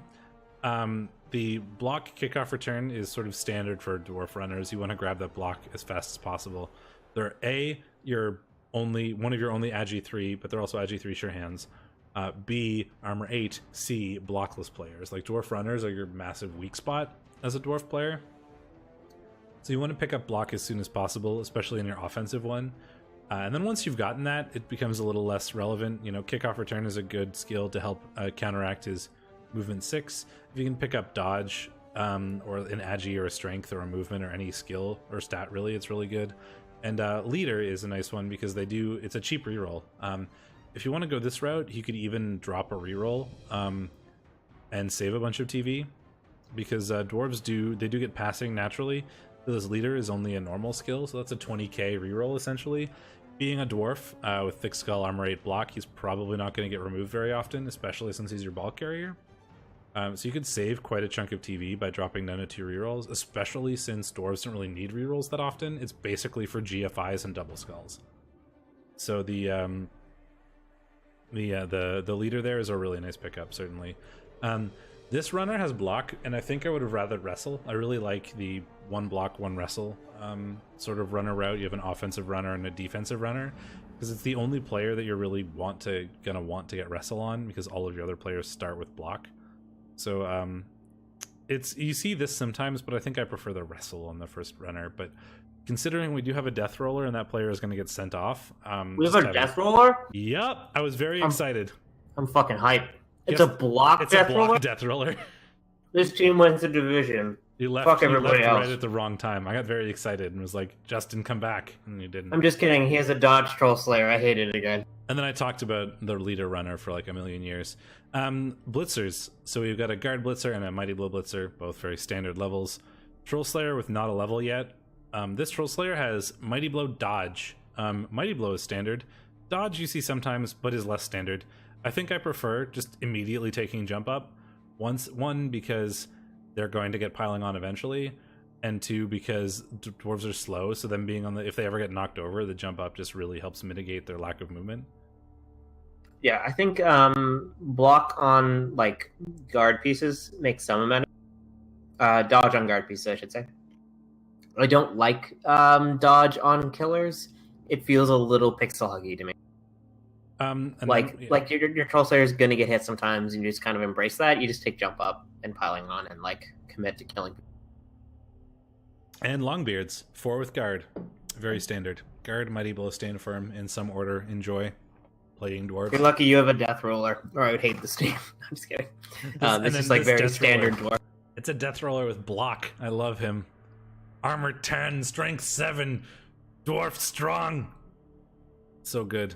I just love the way his little picture fucking jostles around. Because he's on a vibrating engine of destruction, Justin. I want to see this team do things. Oh man, it looks so cool in the blue paint. In the blue paint? Did you click on it to look at it? Oh, yeah. I like how he's just like skull on literally it. just sitting on the... It's an engine strapped to a wheel, and the dwarf just sits on the engine. That's all. Is there a death roller in Total War? No. I'm sad. The death roller is like only a Blood Bowl thing.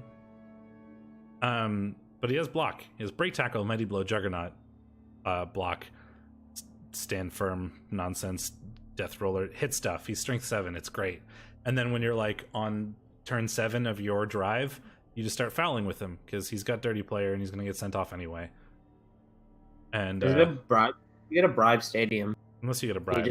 He does not have one yet. Unless you get a bribe. But basically, death rollers, you field them on your drive, you hit as much stuff as possible with them, try to break stuff. It's a good time. Dr. Spagooters, which is a great name, and his undead Mordheim Crypt Horrors. Which is a less good name. I mean, it's fine. It's just not Dr. Spagooters. It's a great... I have chips, so I can do my best Viking cop impersonation. They're not Cheetos, though. No. 4 rerolls, which is a lot. Yeah, ditch a reroll. You don't need 4 with Undead. Especially not with as much block as you now have. 1 mummy has picked up guard, which is the standard first level for a mummy. 1 has not leveled yet. Just sort of pray you get block, but for the most part, guard, stand firm, grab. The sort of standard big guy skills are good. But even better, because you don't have a nega trait. Yep, that mummy's pretty new. It's only been around for 3 games. So. At least they're pretty quick to level up, considering they start with Mighty Blow. That's one of their big strengths. And also the strength 5 is a big strength too. It's like a really big number. No, it's not as big as 7. So I think it's actually a small strength. I suppose that's true. It's like a medium strength. Thorgrim von Broken is a strength 4 white with Mighty Blow. When you name things Von Broken, you ask them to be niggled. Like that's true. Looks like he's aiming to be a blitzer with Mighty Blow strength, which normally, you see strength, you think guard, but with mummies, it's less of a big deal to have like the strength 4 blitzer. Whites are going to be your blitzers anyway, and you only have 2 of them, so you kind of want to dedicate them to being your blitzers regardless. So I don't dislike the strength 4 blitzer. He'll get tackle, piling on. Like, you probably don't want to get piling on because strength 4, but he'll definitely get tackle, Mighty Blow, all that good stuff. You'll eventually pick up guard on him because it is nice to have that support piece as well. But yeah, I think Mighty Blow there's. And then we have Ulrich the Despised. We've got tackle, probably just because we needed tackle. Whites will often get tackle first or second level just because it's hard to get sometimes on this team. Bunch of ghouls. Lodge Sidestep, annoying player. Raj Guard, annoying player. Raj Guard, annoying player. Both those guards are doubles, so that's picking up he picked up Raj or wrestle and block first on those, and then picked up guard afterwards. I think you just don't pass up the guard doubles on ghouls because movement 7 dodge guard is super annoying. Yeah, like Raj Guard is obviously worse than Blodge Guard, but it's still quite good. Yep, and then we have a Raj ghoul who's probably going to pick up tackle and be like the sacker, and we've got the block sidestep one who can become like the ball carrier with sure hands at some point. Yep, I don't like the tackle zombie, I will say. Yeah, I think you just fire a zombie. I think you fire a level 3 zombie. Yeah, zombies kind of go. They either get block or they get dirty player, and then they get fired. Yep. Maybe a kick and one. He does not have a dirty player, which is a big. It's a big issue for Undead at this TV. Like Undead need to create numbers advantages, and they can basically only do that through Mighty Blow and dirty player. So, I mean, that's not generally having how one every at this team TV. does it. Yeah, but Undead in particular rely on the kind of like snowballing, because they have a lot of their strength is in the fact that they start with a lot of skills. So they don't have good stat lines compared, other than the mummies, they don't have good stat lines compared to other teams. Oh, so no, later I on, agree they with that really. I meant you said more so than other teams. Undead need to use Mighty Blow and Dirty Player to like remove players. The way you worded it was like that's how everybody removes players. Yeah, is Mighty sure, Blow and sure, Dirty sure. Player. Anyway, Yeah, block, kick, dirty player are kind of the zombie skills. I don't know if the 80k zombie is worth it to be block tackle. I guess it depends. If you had literally no tackle and you really needed one, it was probably worth it for a game, but he should have been fired afterwards. Like, agreed. That zombie is as much as 2 zombies, and I think I would rather have 2 zombies than 1 block tackle zombie. So I think if you ditch that zombie and ditch a reroll, you're suddenly down 110k TV. That would put you a lot leaner, which Undead really need to be. Undead suffer at high TVs without a bunch of stat ups, so keeping the TV efficient is a good way to deal with it. And then we have Gypsy Prince and One Punch Ogres, who certainly can 2-die the Death Roller with Jimmy Leftfoot, the Strength 6 Agi 3 Ogre. I also like that the team name are emotes on Discord. And it so that comes through as One Punch Ogre. It's very clever. We've got a break tackle. Jimmy Leftfoot is my favorite player on the fucking planet. I mean, like, it's competing with the 4 double Tomb Guardian, but it's like right up there. Look at that, though. So that's break tackle and strength 6 in that order, which is hilarious. So this is a cage diveable ogre, like a really easy cage diveable ogre. Who could potentially pick up the ball and run out afterward.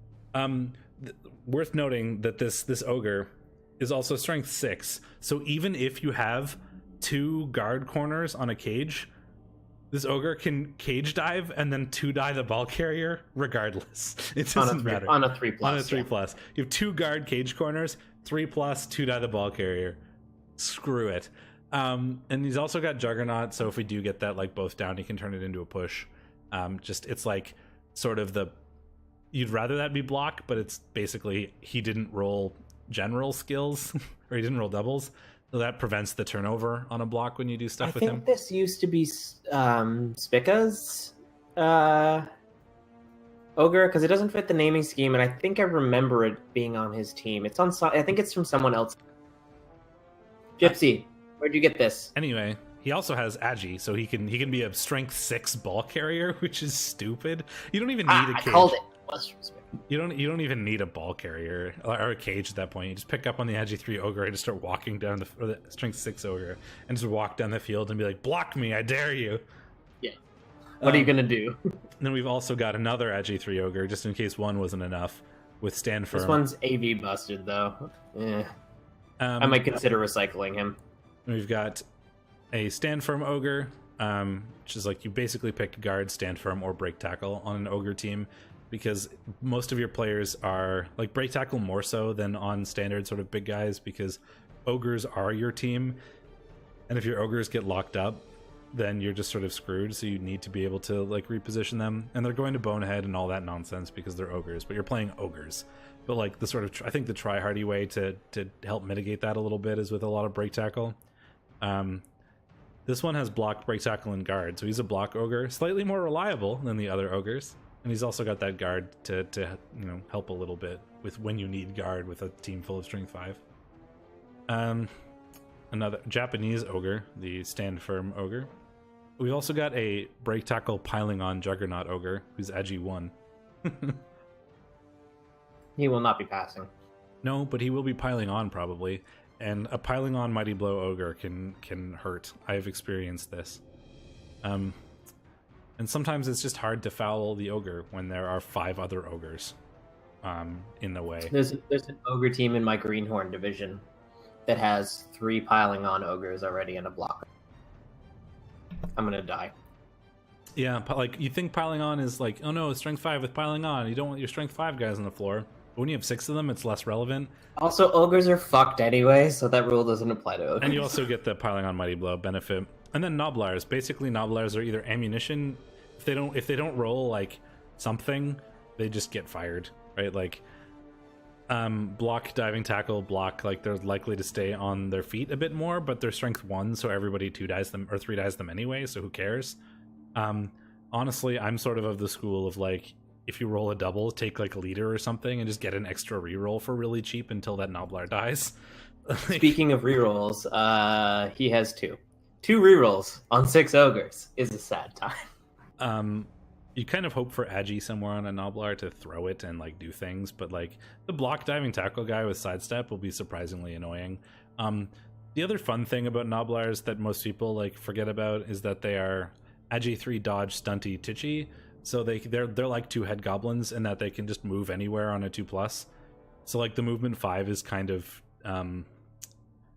misleading because they can kind of move movement 5 in any direction regardless of other players. Yeah, training really doesn't affect them very much. No. But the diving tackle is certainly useful because normally they just don't exert tackle zones very well. So the diving tackle makes up for that a little bit.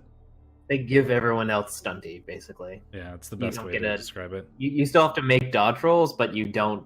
They don't cause negative modifiers to.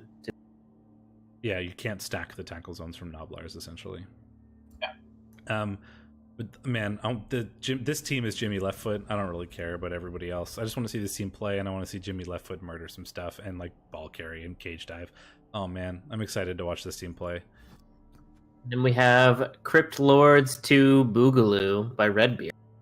Necro Has Mighty Blow this time, and a new Wolf, I assume. Yep. 0 matches played. And then we've got Whites going the guard sort of support piece because Necro rather than Undead. You need the guard somewhere. And we will take it on these Whites. One of them is Lodge Guard, and one of them is just that tackle that you get somewhere because you probably won't get it till the 3rd or 4th skill on a Wolf, so having it somewhere is certainly nice. Yeah, it's not uncommon to go Lodge and then block tackle on your 2 Wolves, but if one of them rolls Mighty Blow, obviously that throws a wrench in that, so I like the tackle one. And also you don't always want to be making a Frenzy Blitz, so... Yep. Doesn't have Mighty Blow, but he can pick that up next if he doesn't roll doubles for dodge or something. Because he's got the guard, which is sort of what matters there. Standard zombies. This is how zombies should look, minus when we don't have a dirty player. You got to block one, you got to kick one. We should have a dirty player somewhere. I assume it zombies because it's unusual. It would be unusual to pick up kick before dirty player on Necro. And then 2 flesh golems, both with block. Just make them a little bit more reliable, easy. They're so annoying as block stand firm pieces. It's very frustrating to try and shift them. You'd like to get guard eventually, but block makes them much more likely to stay on their feet and stay being annoying, which is kind of what their job is. So block guard, I think, is the correct progression. Yep, and they're also like they take a lot of hits, so making them harder to kill is also an important thing.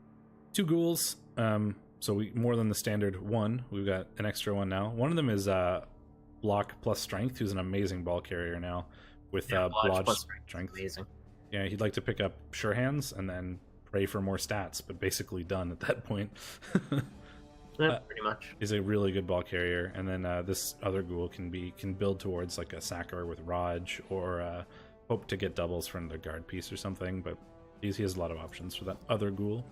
Yeah, pretty standard Necro team, but looking nice. Has the all necessary claw mighty blow. Has a nice stat up on the ghoul. Yeah, looking good. Then we have our first lizard team of REL 7, the Bashin Lizzies. But do not recognize that name, so. New to me. This feels like it should have more development for being 1550. Lizards always feel that way. They're a bloaty team. He does have 2 bench. I think 2 bench on Lizards is too much. Basically, there's very little added value of having more skinks beyond the like extra 1 maybe, so you can do a bit of fouling or like so you can deal with like some skink attrition if things go really horribly. I think too, because they're 60k, they're not cheap enough to really justify having a deep bench, especially because they don't. If you have a team at that point that is like 4 Saurus and like 8 or like 7 skinks, because like things have gone horribly, like the extra skinks don't really help you that much. You just don't really have a team at that point. Yeah, that's 120k that's just not on the field, right? Like if there's zombies and you have a bench of 2, that's 80k that's not on the field. That's not really a big deal, honestly. 120k is a lot. Like that's a big guy territory of TV value that you're just not playing with. Yeah, so I would consider firing one of the lizards, or one of the skinks, I should say. He also took dodge for Sonosaurus. I did this as well when I was in college league. Would not recommend. Saurus are incredibly slow to develop, and dodge does so very little as a first skill for Saurus at Agi. Yeah. He is very close to being Blodge, which is when they stop being so sad, and then eventually they become Blodge Guard, and they're disgusting. But I would heavily recommend any new Lizard coaches skip doubles on Saurus for the first level, possibly even the first 2 levels. So he doesn't have a ton. Yeah, they're just really tough to level even at movement 6 because of Agi 1. 2 rookies are only at 2 SPP and 0 SPP respectively after 13 matches. 3 matches, so he did lose a Saurus, it seems, and maybe even a developed Saurus. But yeah, not a ton of Saurus development. No guard on the Saurus is tough. He's got it on the Crocs. It's not a lot. And he's going to have a rough couple games, I think, until we get a bit more block and a bit more guard on this team. And you can probably try to help yourself in that way by dropping 120k or so from those 2, or maybe even to 60 from that skink. I think a bench of 1 is fine. The Agi up is, of course, awesome. Skinks are incredibly more reliable with the Agi up. You can dodge through tackle zones as if you were a Noblar. You can pick up the ball on a 2+. Plus, Agi up skinks are disgusting. Mine is going to go on the market next season, and I expect rocks to get snapped up immediately. 2 catch is weird. Catch is decent as a 1-of to kind of help with the 1 turns. Don't love it as a 2-of. Doesn't really add a lot. I'd like to see more sidestep, more diving tackle, kind of the more standard skink development. But it's got its utility for like 2-turn-esque sort of plays, or like. Yeah, but you can do that with 1 as well. Emergency handoff to run to space, and you have more options when there's 2 of them. But yeah, I don't think it's necessarily worth the TV to have more than 1. But Lizards need to be lean because lizards blow it up so very fast because so much of their value is in stats. All Bark, No Bite by David Leclerc. On this blessed day, we are all David. Oh, this is David? Yes, right. Haven't gotten a chance to talk about him. Leclerc is such a common Acadian name that I was taken aback for a moment. That's a palm ward answer. It's true. This is the David. On this blessed day, we can all be David. Yeah, it'd be interesting to know if David is Acadian, because that is a very common Acadian last name. Anyway, yeah, palm ward answer. That's a thing. It is kind of an interesting piece. I like Palm on this ward answer. There's a strength 5 Palm ward answer in Clan that I think is less good, but this can be really clutch. A lot of people think like of this in kind of the bash matchup, and you're like, oh, why would you ever pile on with a word answer? Like if you're like facing an AV9 team, the answer is you wouldn't. But when you're facing other wood elves or other elves in general, you just win. Pine is a fucking monster. Like, just takes someone out every turn. So, because like those teams often can't afford to foul you, especially if they're losing the numbers game. So it's really, really clutch to have that piece around. It's amazing in the like wood elf matchup. Just like being able to reliably remove elves and go up players. When you're up players as elves versus other elves, you win the game. Like, it's so true. Good. Eldia is an interesting piece. I think this might have been a purchase because it doesn't fit the naming convention. It has 57 matches. Holy shit. I do not think this team has played 57 matches, so I'm going to go on a limb here and say that it was bought. Lodge step, standard, diving tackle. Okay, good. Fend? Guard. I like what this piece does. It does a bit of everything, kind of. Fend guard on Blodge Step is really neat because you can kind of like really choose how that player is positioned, and it makes blocking it a huge liability. You're blocking a Blodge Stepper, which is already a problem, and it's Fend, so you can't follow up, and it's guard. So if Aldea is ever left standing next to one of your pieces, you're like, ooh, can I really afford to block this? Like, where's it going to go? Like, it just like forces your opponent to really consider. Yeah, and even if you're not necessarily directly on a player, like if you're just screening with that player, like imagine trying to blitz through that screen, right? Now, not only you're so screwed, because not only can they're blodge, but they can also step in front of you if you don't knock them down, but they also eat one of your movement by preventing you from following up if they so desire. It's very annoying. And guard on Blodge Step is incredible as well. So that's a defend at first I was surprised by, but man, thinking about it for a minute, that's a really good piece. Yeah, it's really cool. Other catchers are pretty standard. He's got a Raj one and another double for a guard one. Really cool stuff. Grab tree is super essential for one turning. Just means you don't have to necessarily commit the blitz to the LOS. And we have the which movement 9 War Dancer to help with that as well. Oh, it's true. We didn't talk about the movement 9 guy. You generally want movement up on catchers over War Dancers, but you're never going to pass that movement up on a Wood Elf positional. Actually, any of the positionals. So really happy to see that, of course. Movement 9 is very, very close to being able to naturally one turn. So yeah, two pushes, and then he has the leap even to get over the end if he really wants to. Or the blitz.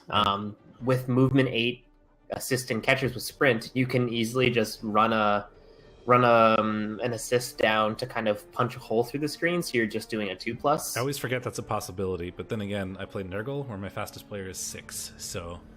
Yeah, having other high movement players to kind of pull that shenanigans really does help. And then he's got a bunch of stat-up linemen. That's cool. Yeah. Strength 4, he's got a vampire lineman, basically, with an AV bust and a movement up. He's got 2 Agi 5s. Agi 5 is incredible. This is definitely not where he wanted to roll these stat ups, but I think you take them. I certainly think it's kind of bloaty. I think you absolutely take the Agi 5 just because of the options it gives you. Like that War Dancer, like the one that is movement. If he doesn't make him a one-turner, he'll probably end up with the standard sort of strip ball sort of progression. And then having the Agi 5 recovery, like to just sort of ignore tackle zones, is pretty incredible. The strength 4 is probably slightly more debatable because the strength is less useful in the like bash matchups. You have the tree. In the like elf matchups, you have that War Dancer. I think I would still take it, but I think it's slightly more debatable. I think the Agi is you always take, certainly. I think the Agi is incredible.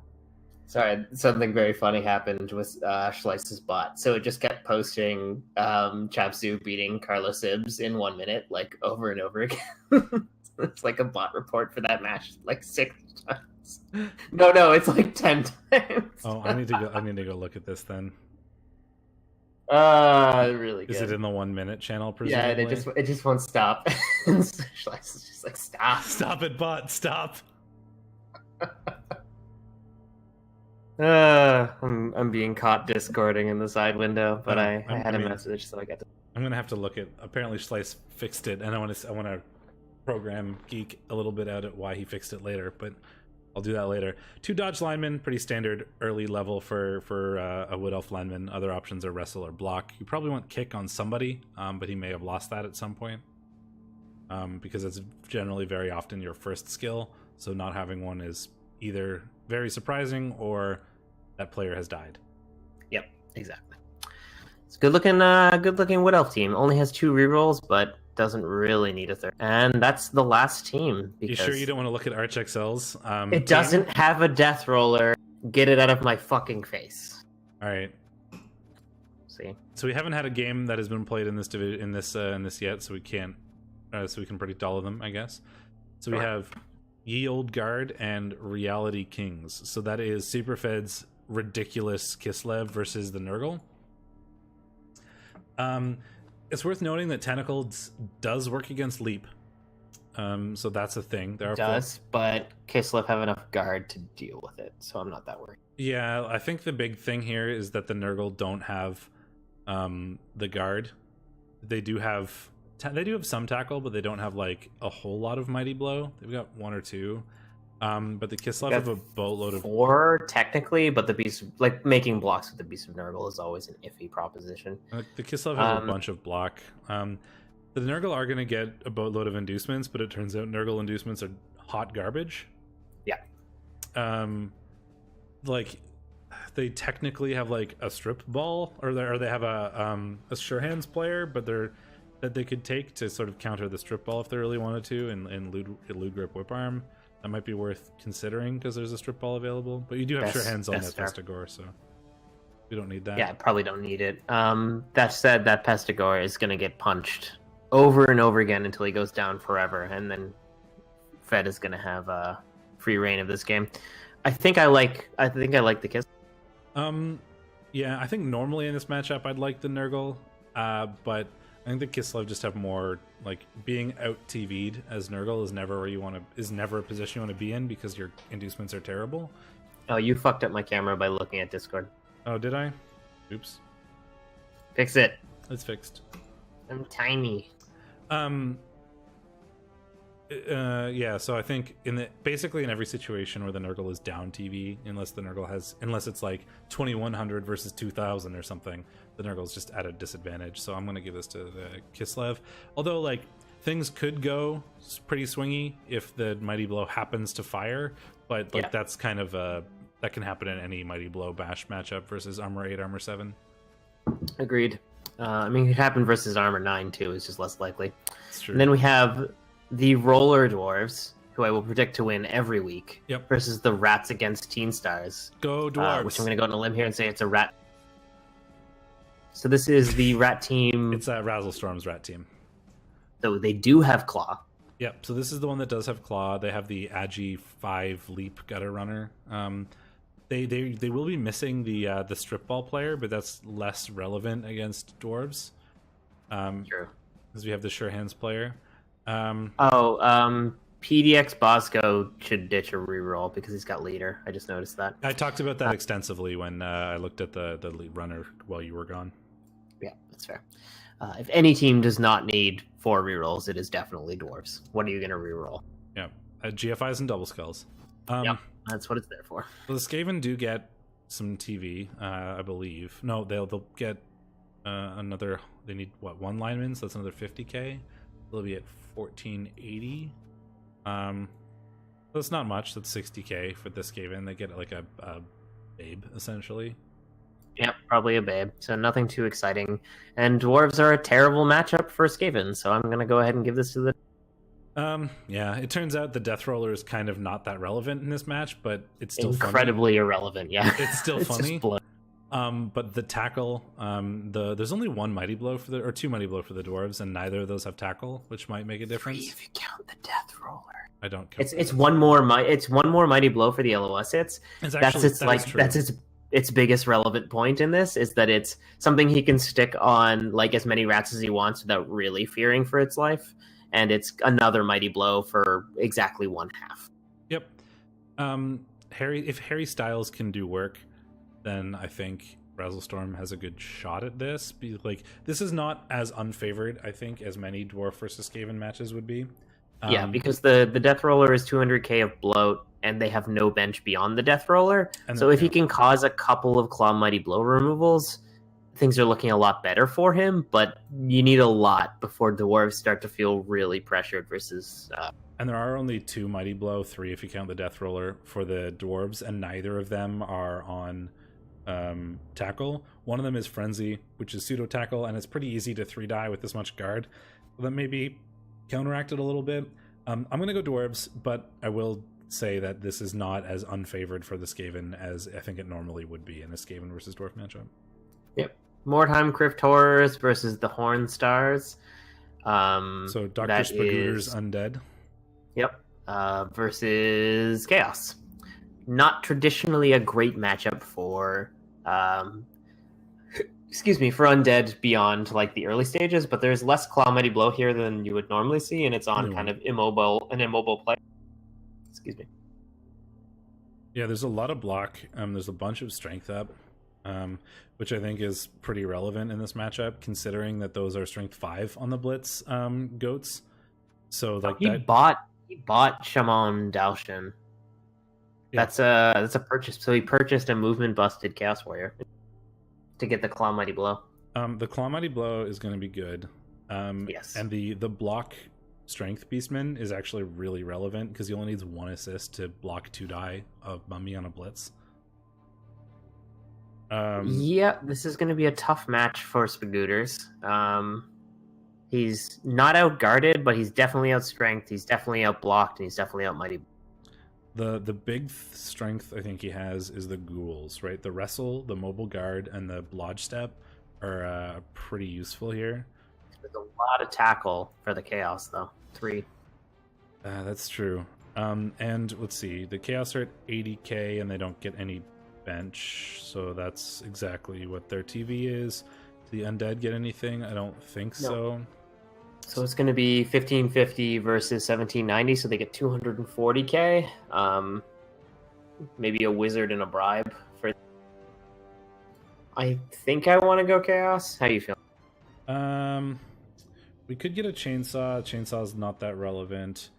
I don't think there's enough to get any of the crazy good players. Like, oh, you could get Setek, which might actually help. Who's the break tackle juggernaut strip ball, strength 4 player. Which is there a sure hands on the chaos team? Probably not. There is not. So that is a thing you could do that could probably help with the strength 4. But I think the guard on the chaos team is going to counteract that. There actually isn't any. There's only one guard. Yeah, the chaos are pretty light on guard. They do have strength ups though, and they're chaos, so they need strength, or they need guard less than most because they are plus strength on the blitz. That's true. This is I think this is a hard one.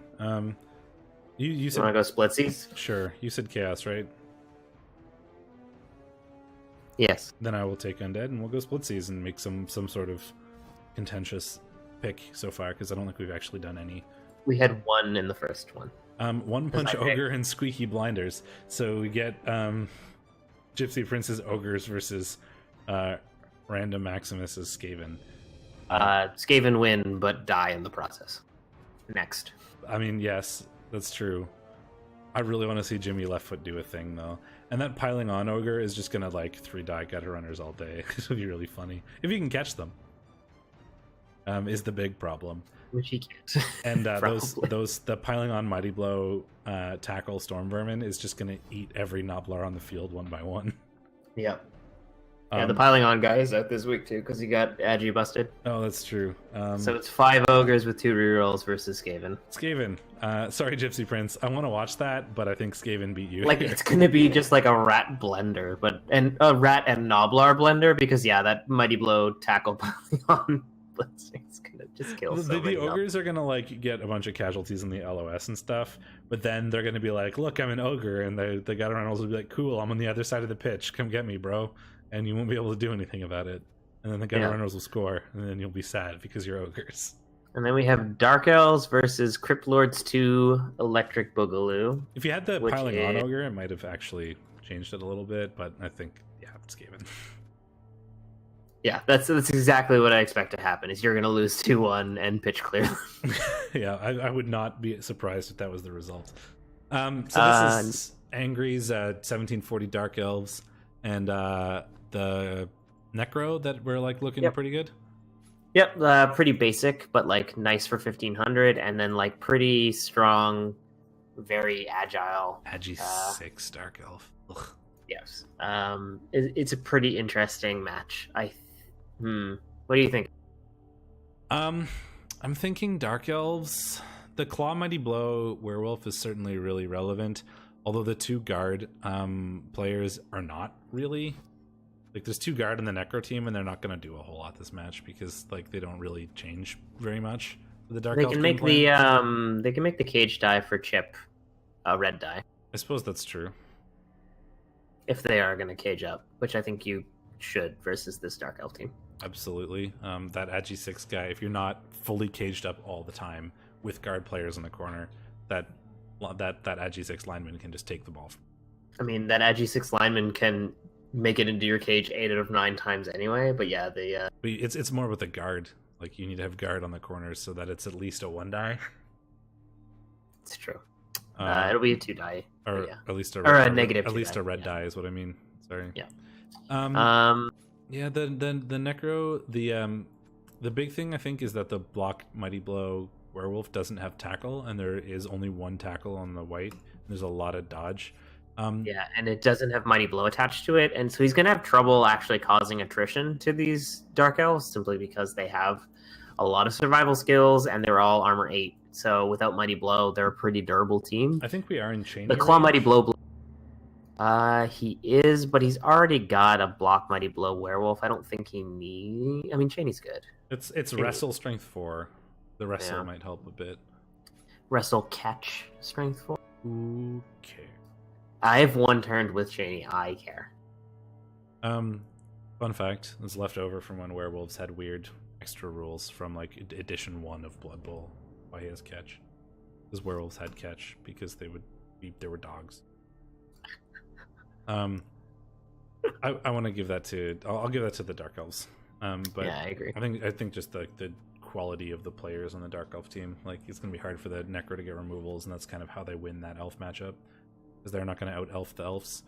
Bastion Lizzies and All Bark No Bite is So Wood Elves, David's Wood Elves, and Glomar's Lizards. So it's the lizards that like have 1 block tackle and extra skinks that they probably don't need. Good news for the Lizards, no strip ball on the Dancers. Bad news for the Lizards, everything else. Yeah, Wood Elves. What else? Sorry, Wood Elves versus Lizards is a hard matchup in general, mostly because it's so hard to protect the skinks from War Dancers, and it turns out David has a Piling on Mighty Blow War Dancer who is going to eat skinks for breakfast, because he's a Piling on Mighty Blow Tackle War Dancer. So like your bench might help, but not for long, and then you don't have the like guard or block sort of required to protect those skinks with the Saurus. And only 1 tackle, and that tackle not having Mighty Blow means you're never going to go up players against those Wood Elves. It's going to be really hard, really hard for the Lizards to accomplish a whole lot here. Yep. So those are our predictions. Let's bring up our title screen. And that's going to be week 1. So next week, we'll be taking a look at two matches, 1 from each division. So if you feel like your match was particularly exciting, feel free to let one of us know. Exciting in many ways, whether it be dumb things happened, or it was a close game, or it was a funny game that involved a death roller, which is probably what I'm going to look at if nobody tells me otherwise. Yeah, I mean, I'm just going to pick the Ogre and Death Roller game every week when no one tells me things otherwise, because fuck you, that's what we're going to. Yep. I want to have sorry, fun. this was a bit long. We're kind of getting to know you guys and like looking over the teams for the first time. It's a little bit quicker moving forward because we're like, we know what the teams look like, so we can kind of point out new things and stuff like that. Yeah. This is the long we one. We also predicted more or less the same the entire time. We don't know you guys all that well, so sometimes it's hard to account for Player coach skill and stuff. So we're just looking at teams, and inevitably Ben and I have fairly similar team analysis because we've been doing this together for like a year and a half. Yeah. So by the time we get to week 3 or 4, some more player sort of play styles and stuff will come into it once we know you guys a bit better. And the team reviews will go way faster because it'll be looking at the new skills rather than the entire team. But I think it's fun to do one like long pre-cap to look at everybody at the start of the season. Next week, like I said, will be 2 reviews, and then the week after that, we'll take a look at the teams again, but it'll be a little bit shorter than this time. So once again, feel free to let us know when your matches are scheduled for, and if any of your matches were particularly exciting, because we'll do our best to A, recap the ones that were exciting, and B, stream. We get first dibs on your games for streaming them, if you're not streaming them yourself, of course, because we are your sports reporters for this division. So I'm really looking forward to this season. I hope you guys are looking forward to having us as your recappers. I have a good time with it. And until next time, I've been Steakmittens. I'm Wonderton Twin B. And we'll see you next week.